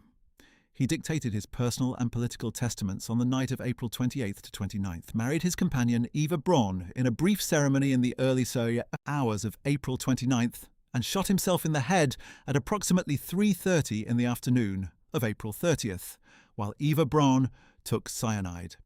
Their bodies were burned in the Reich Chancellery garden as Hitler had requested in an attempt to prevent the Soviet forces from capturing and displaying his corpse. The symbolism of this ending was powerful. A man who had wanted to destroy the Jewish people dying in a burning bunker as the armies he had sent to kill them were themselves being destroyed by the Allied powers. 3 years later, the Jewish people had their state. The Zionist project that Hitler had dismissed as a fraud, that he had instrumentalized cynically, that he had ultimately sought to prevent through genocide, had succeeded. The 60,000 Jews who had emigrated to Palestine through the Havara Agreement were there. The hundreds of thousands who had come through other channels before and during the war were there. The survivors of the death camps who had fought their way through British restrictions and crowded onto illegal immigrant ships were there. The men and women who had built the Haganah and the Palmach and the other military organizations of the Yishuv were there. On May 14, 1948, David Ben-Gurion stood in the Tel Aviv Museum and read the Declaration of Independence of the State of Israel, declaring the establishment of a Jewish state in the land of Israel. In the declaration, there is a passage that speaks directly to the Holocaust, acknowledging the catastrophe that had overwhelmed the Jewish people in Europe and asserting that only the establishment of the Jewish state, open to Jewish immigration and the ingathering of exiles, could ensure the future of the Jewish people. It was an acknowledgement that the Zionist analysis of European anti-Semitism had been correct, that the emancipation had failed, that only sovereignty could provide security. And it was, whether explicitly acknowledged or not, a direct response to the ideology of the man who had tried to make the Zionist dream impossible by murdering the Jewish people. Well, that is a great deal of history to absorb, and we have covered enormous ground in our exploration of what Hitler thought about Zionism. But there are still more dimensions to this story that deserve examination, and we will continue to explore them in the sections that follow, because the full picture requires understanding not only what Hitler thought, but how those thoughts were expressed in practice, how they were received by the world, and what their consequences were for real human beings. The story of Hitler and Zionism is ultimately a story about ideology meeting reality, about the relationship between the fantasies of a paranoid mind and the lived experiences of millions of people, and about the terrible and sometimes miraculous ways that history unfolds out of the collision between them. Let us continue. The relationship between Nazi anti-Semitism and the specific cultural and intellectual traditions of European Jewish life is also worth examining, because it illuminates why Zionism became such a significant response to the conditions of Jewish existence in early 20th century Europe. The great Jewish communities of Eastern Europe, particularly in Poland, Ukraine, Russia, and the Baltic states, had been living under conditions of severe legal restriction, periodic violent persecution, and economic marginalization for generations before the rise of Nazism. The pogroms that swept through Russia and Ukraine in the decades before the First World War, killing thousands and displacing hundreds of thousands more, had created enormous refugee flows and had reinforced the Zionist argument that Jews needed a homeland of their own. The shtetl culture of Eastern European Jewish life, with its mix of Yiddish language, religious tradition, and vibrant intellectual and cultural creativity, produced an enormous range of responses to the Jewish condition, from ultra-Orthodox religious withdrawal to secular socialism to Zionism to various combinations of these. Hitler's Holocaust destroyed this world almost completely. The great Yiddish-speaking civilization of Eastern European Jewry, with its literature and theatre and music and philosophy and religious learning accumulated over centuries, was annihilated. The specific communities that produced the thinkers, writers, musicians, and ordinary people who might have continued that civilization were murdered. The loss was not only of individual lives, though the individual lives were the irreplaceable center of the catastrophe. It was also a civilizational loss of incalculable dimensions, the destruction of a world that could never be fully reconstructed or recovered. The State of Israel, built largely on the labor and vision of Eastern European Jewish immigrants, carries elements of that lost world, but it carries them as a memory and a fragment, not as the living thing that was destroyed. Zionism had itself been one of the responses to the conditions of Eastern European Jewish life before the Holocaust, and many of the most committed Zionists had come from precisely those communities that were most devastated by the genocide. The pioneers who had drained the swamps of the Jezreel Valley and established the kibbutzim and moshavim of early Jewish Palestine had often come from the Pale of Settlement, from the towns and villages of Poland and Ukraine and Belarus and Lithuania, driven by a combination of idealism and the very real understanding that life in those places was becoming untenable. They had been right in their analysis. The communities they had left behind were obliterated within a generation of their departure. The question of whether they could have done more to bring more people with them, whether the Zionist emphasis on selective immigration of those who would contribute to the building of the homeland should have been overridden by the humanitarian imperative to save as many people as possible from the gathering catastrophe, is one that haunts the history of the Zionist movement and has no satisfying answer. The response of the international Jewish community, including the Zionist leadership, to the Holocaust as it was happening, is another complex and painful chapter in this history.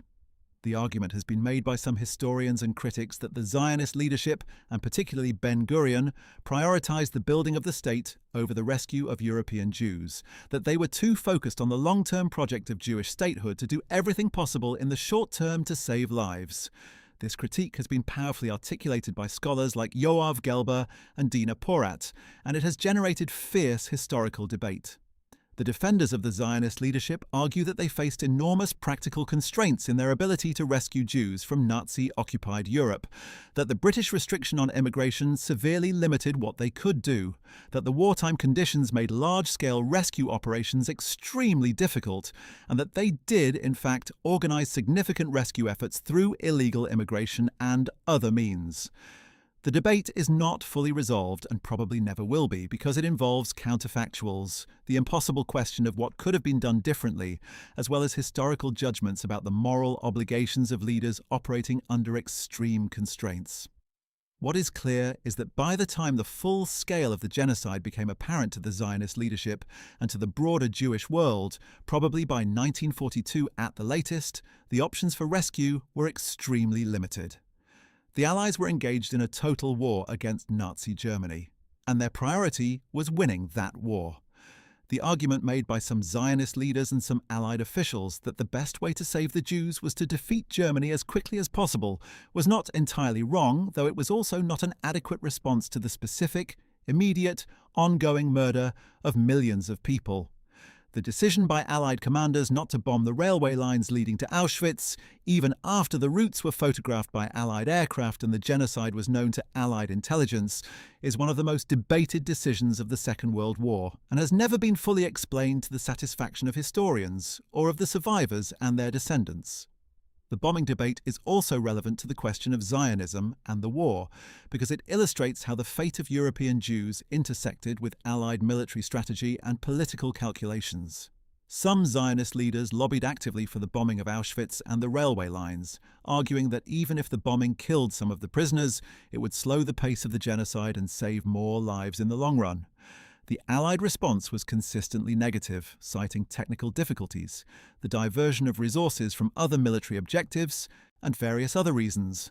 The historian David Wyman argued in his influential book The Abandonment of the Jews, published in 1984, that the real reason was indifference to Jewish lives among Allied decision-makers, a combination of anti-Semitism, bureaucratic inertia, and political calculation that led the American and British governments to treat the rescue of Jews as a secondary priority.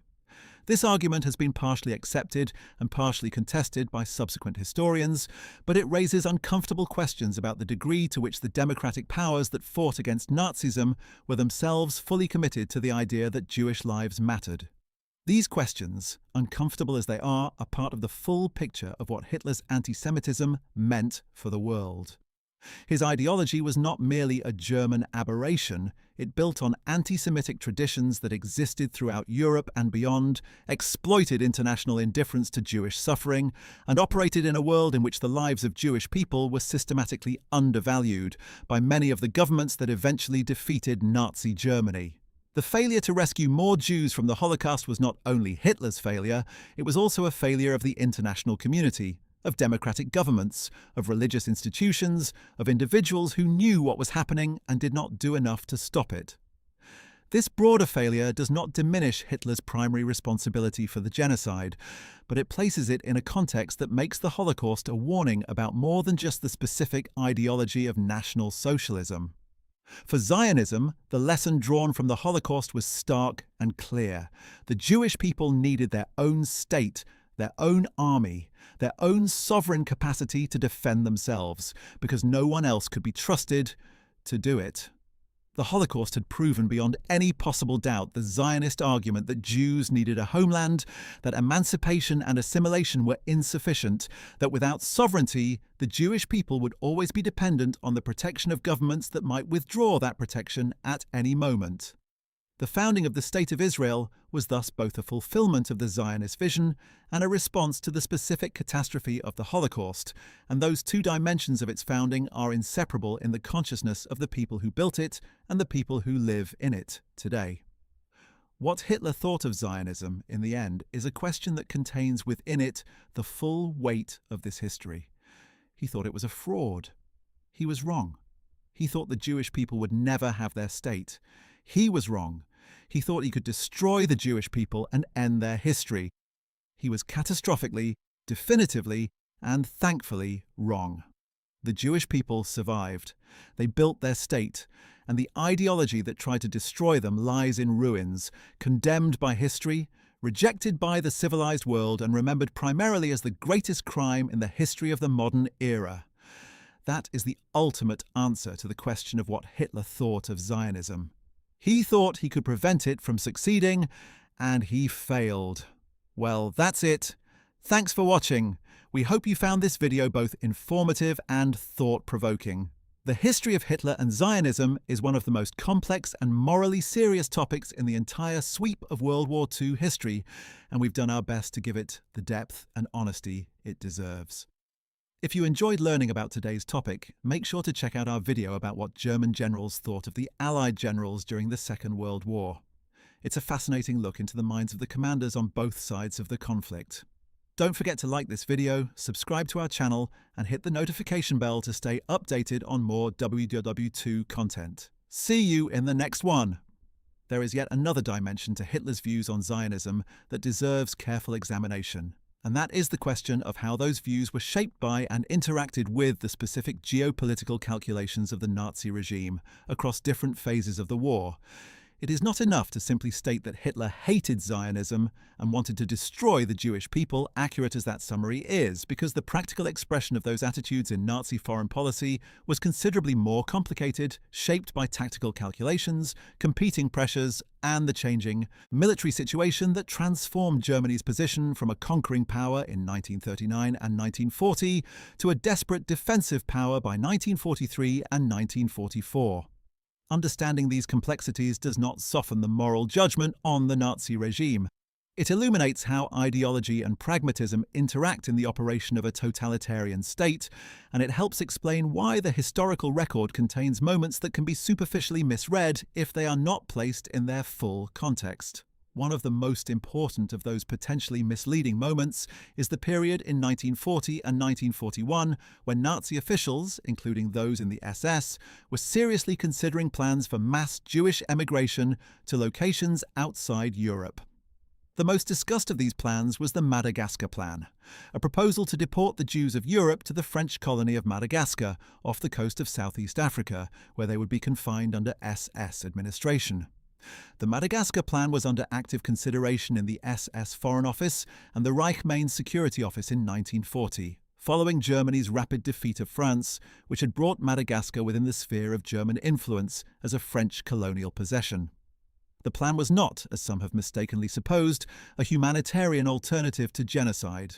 It was a form of slow death, an open-air prison on an island from which escape would be impossible, and where the conditions of life under SS administration would have been catastrophic.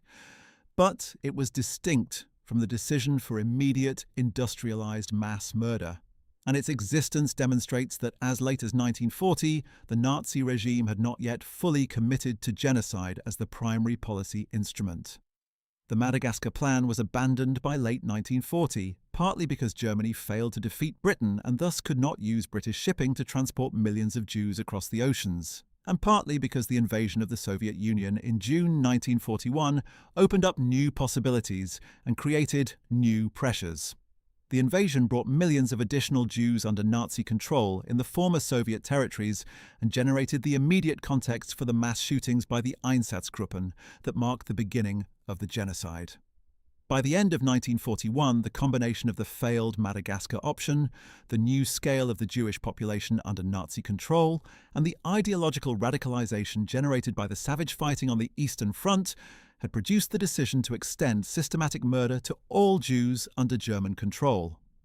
The Madagascar Plan was superseded not by a different emigration destination, but by the death camps. The failure of the Madagascar Plan and the transition to genocide is relevant to Hitler's views on Zionism because it illustrates the trajectory of his policy even more clearly than the Havre Agreement does. In the early phase of Nazi rule, various emigration destinations, including Palestine, Madagascar, and other possibilities were considered and temporarily pursued as mechanisms for removing Jews from Germany. None of these plans reflected any sympathy for Jewish aspirations or any respect for Jewish rights. They were instruments of persecution, and all of them were eventually superseded by the decision for genocide, which represented the fulfillment of the eliminationist logic that had always been at the core of Nazi anti-Semitism. Hitler's views on Zionism evolved not toward greater tolerance or engagement, but toward complete irrelevance, as the practical question of where Jews would go was rendered moot by the decision that they would not go anywhere but to their deaths. The role of Joseph Goebbels, the Nazi propaganda minister, in shaping public representations of the Jewish question and of Zionism is also worth examining, because Goebbels was the master craftsman of the ideological messages that translated Hitler's obsessions into popular culture and mass politics. Goebbels was a virulent anti-Semite in his own right, and his voluminous diaries, which survive largely intact, provide an extraordinary window into the internal workings of the Nazi leadership's thinking about Jews throughout the period of Nazi rule. Goebbels' diaries show a man who was fully aware of the genocide as it was happening, who regarded it as justified and necessary, and who was involved in the propaganda work of preparing the German public to accept what was being done in their name.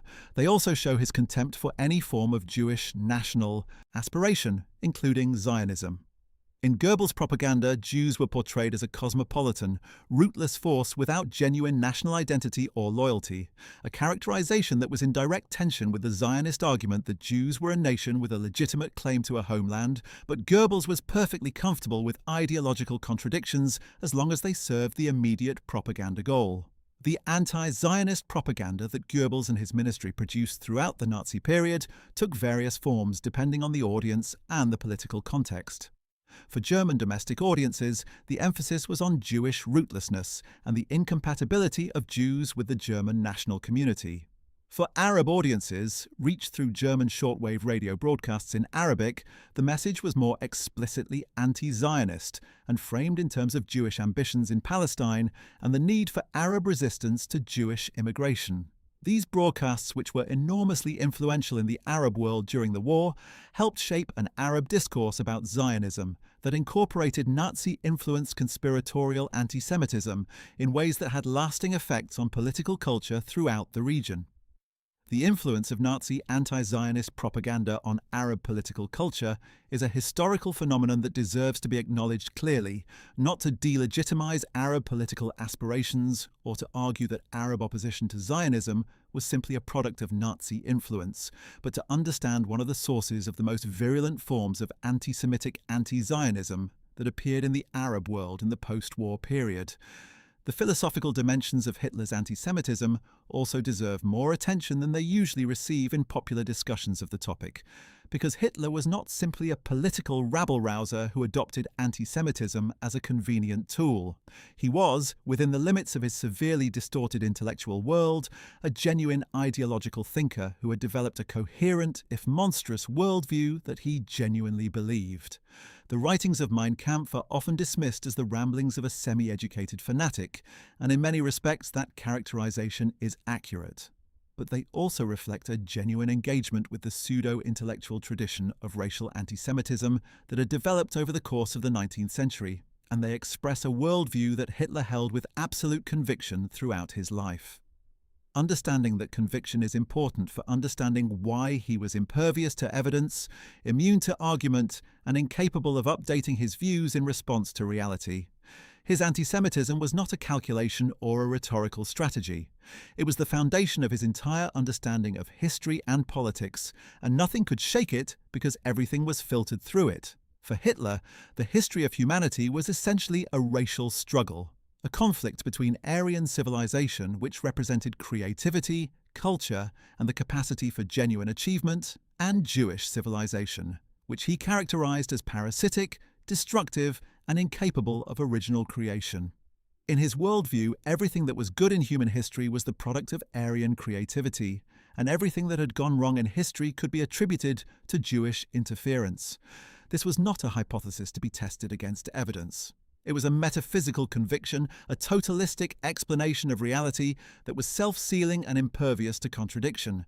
The Holocaust was the practical implementation of this worldview, the attempt to remove the destructive force from history and give Aryan civilization the unconstrained space to realize its potential. It was, in the most terrible sense, an idealistic project, driven by a vision of what human civilization could become if liberated from what Hitler imagined was holding it back.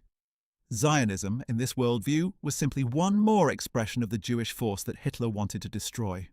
It was cleverer than some other expressions because it wrapped itself in the respectable language of national liberation and statehood.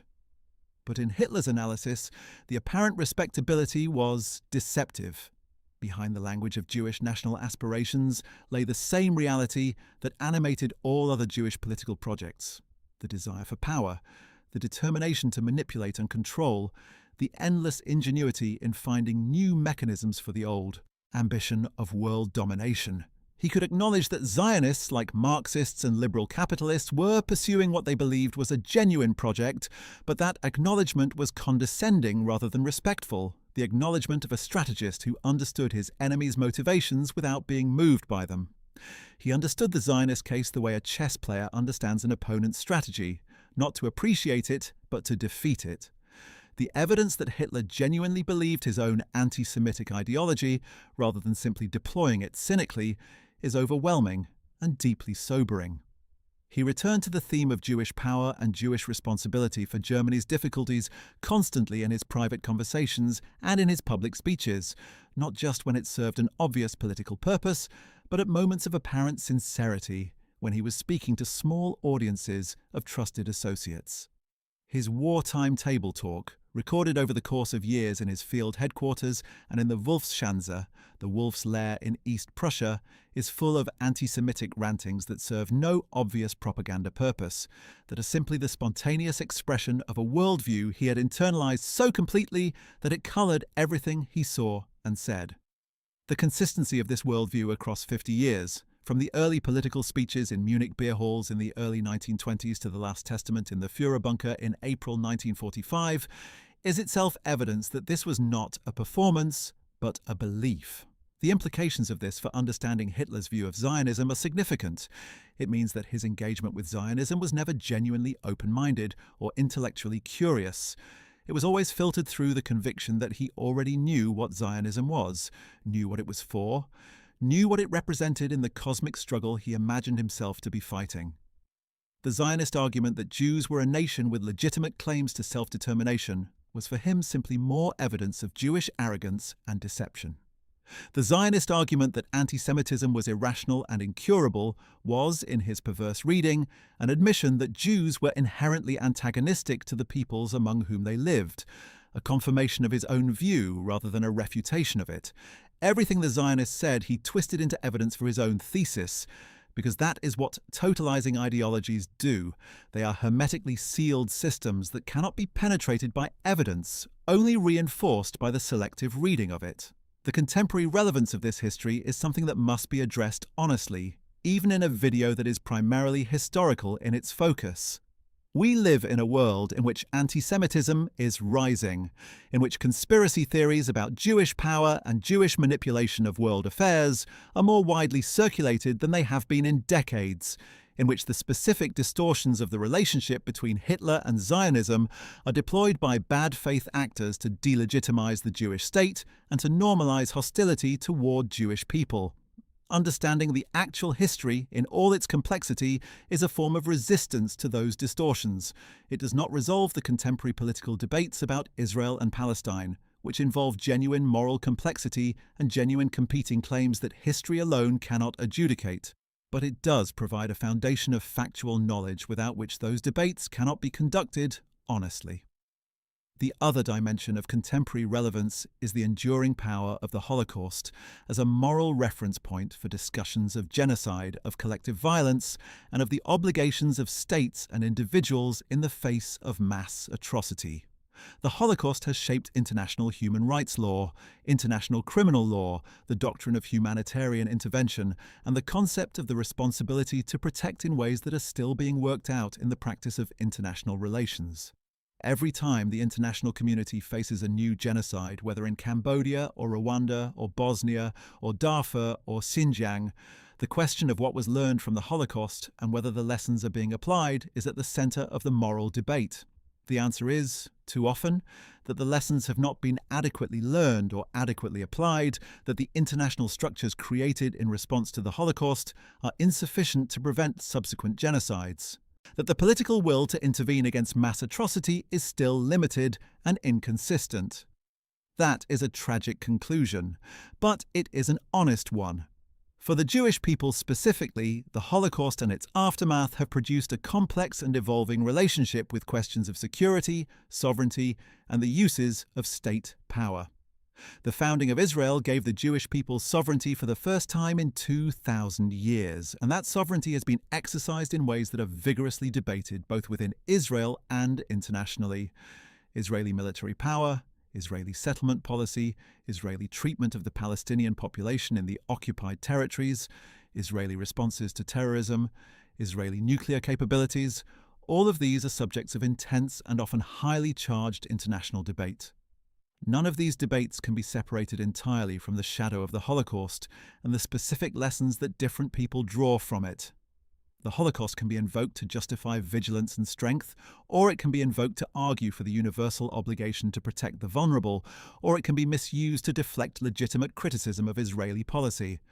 The fact that the Holocaust can be deployed in so many different rhetorical contexts is itself a measure of its moral weight, and a reason why accurate historical understanding of what actually happened, including the full complexity of Hitler's relationship with Zionism, is so important. We have now covered an enormous amount of historical ground in our exploration of what Hitler thought of Zionism, from the intellectual roots of his anti-Semitism in fin de siècle Vienna, to the Havara Agreement of 1933, from the Madagascar Plan to the Wannsee Conference, from Rommel's campaign in North Africa to the founding of the State of Israel in 1948, from the philosophical dimensions of Hitler's ideology to the contemporary relevance of this history for debates about anti-Semitism and the Israeli-Palestinian conflict.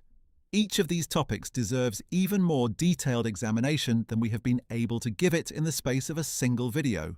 And for those who want to go deeper, there is an extraordinary body of historical scholarship available, from the foundational works of Raoul Hilberg and Lucy Dawidowicz to more recent contributions by scholars like Saul Friedlander, Christopher Browning, Timothy Snyder, and Deborah Lipstadt, among many others. The history of the Holocaust is one of the most thoroughly documented historical events in human history, and the scholarship on it continues to grow and deepen with each decade.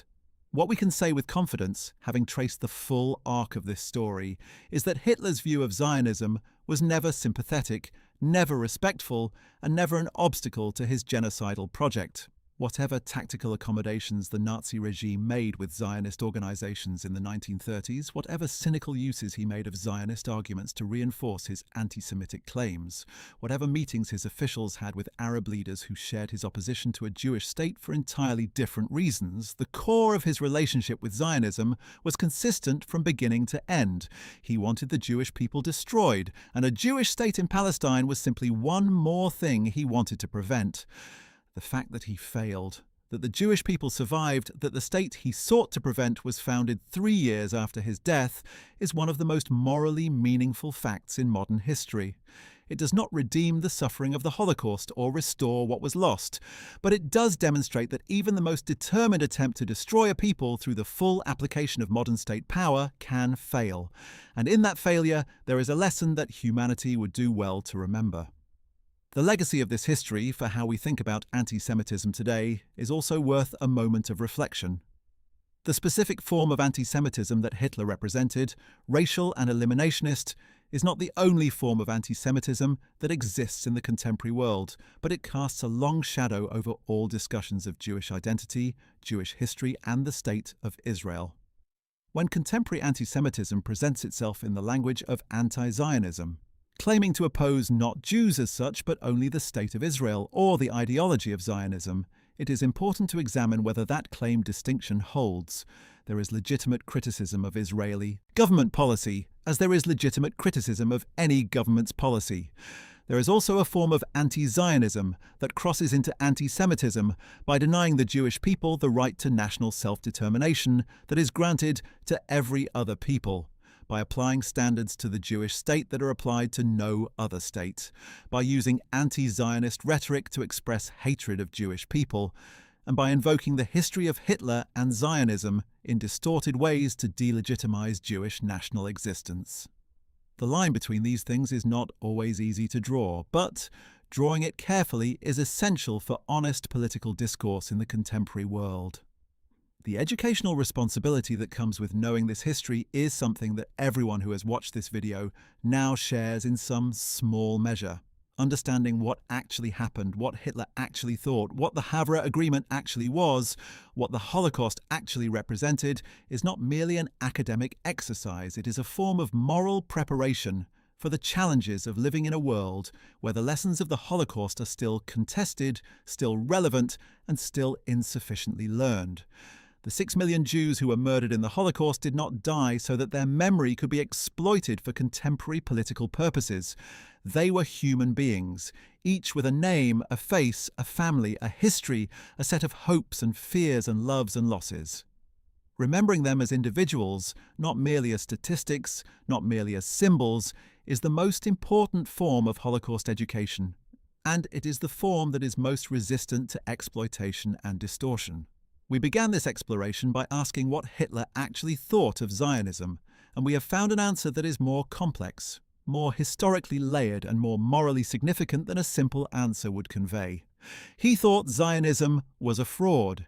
He thought the Jewish state would be a new headquarters for the global conspiracy he imagined. He used Zionist arguments cynically to support his own anti-Semitic claims. He engaged in transactional cooperation with Zionist emigration organizations when it served his practical goal of removing Jews from Germany, while simultaneously building the infrastructure of genocide. He sought to prevent the establishment of a Jewish state by destroying the Jewish people, and he failed completely and irreversibly in the most important project of his life. The State of Israel exists. The Jewish people exist. And the world has judged, as clearly as the world has ever judged anything, that what Hitler did was the greatest crime in modern history. That judgment is the answer to the question of what Hitler thought of Zionism. He was wrong about everything that mattered, and history has proven it. Well, that truly is it for today's deep dive into one of the most complex questions in all of World War II history. Thank you so much for watching and for staying with us through all of the historical detail and moral complexity that this topic demands. We hope this has given you a much richer understanding of how Hitler's ideology intersected with the Zionist movement, why the story is so much more complicated than simple summaries suggest, and what the lasting significance of this history is for our world today. If you found this video valuable, please make sure to check out our other videos on World War II history, including our exploration of what German generals thought of the Allied generals, which gives a fascinating perspective on the war from the other side. Don't forget to like this video, subscribe to our channel, and hit the notification bell so you never miss our latest content on the history that shaped the modern world. We have many more fascinating stories to tell, and we cannot wait to share them with you. See you in the next one.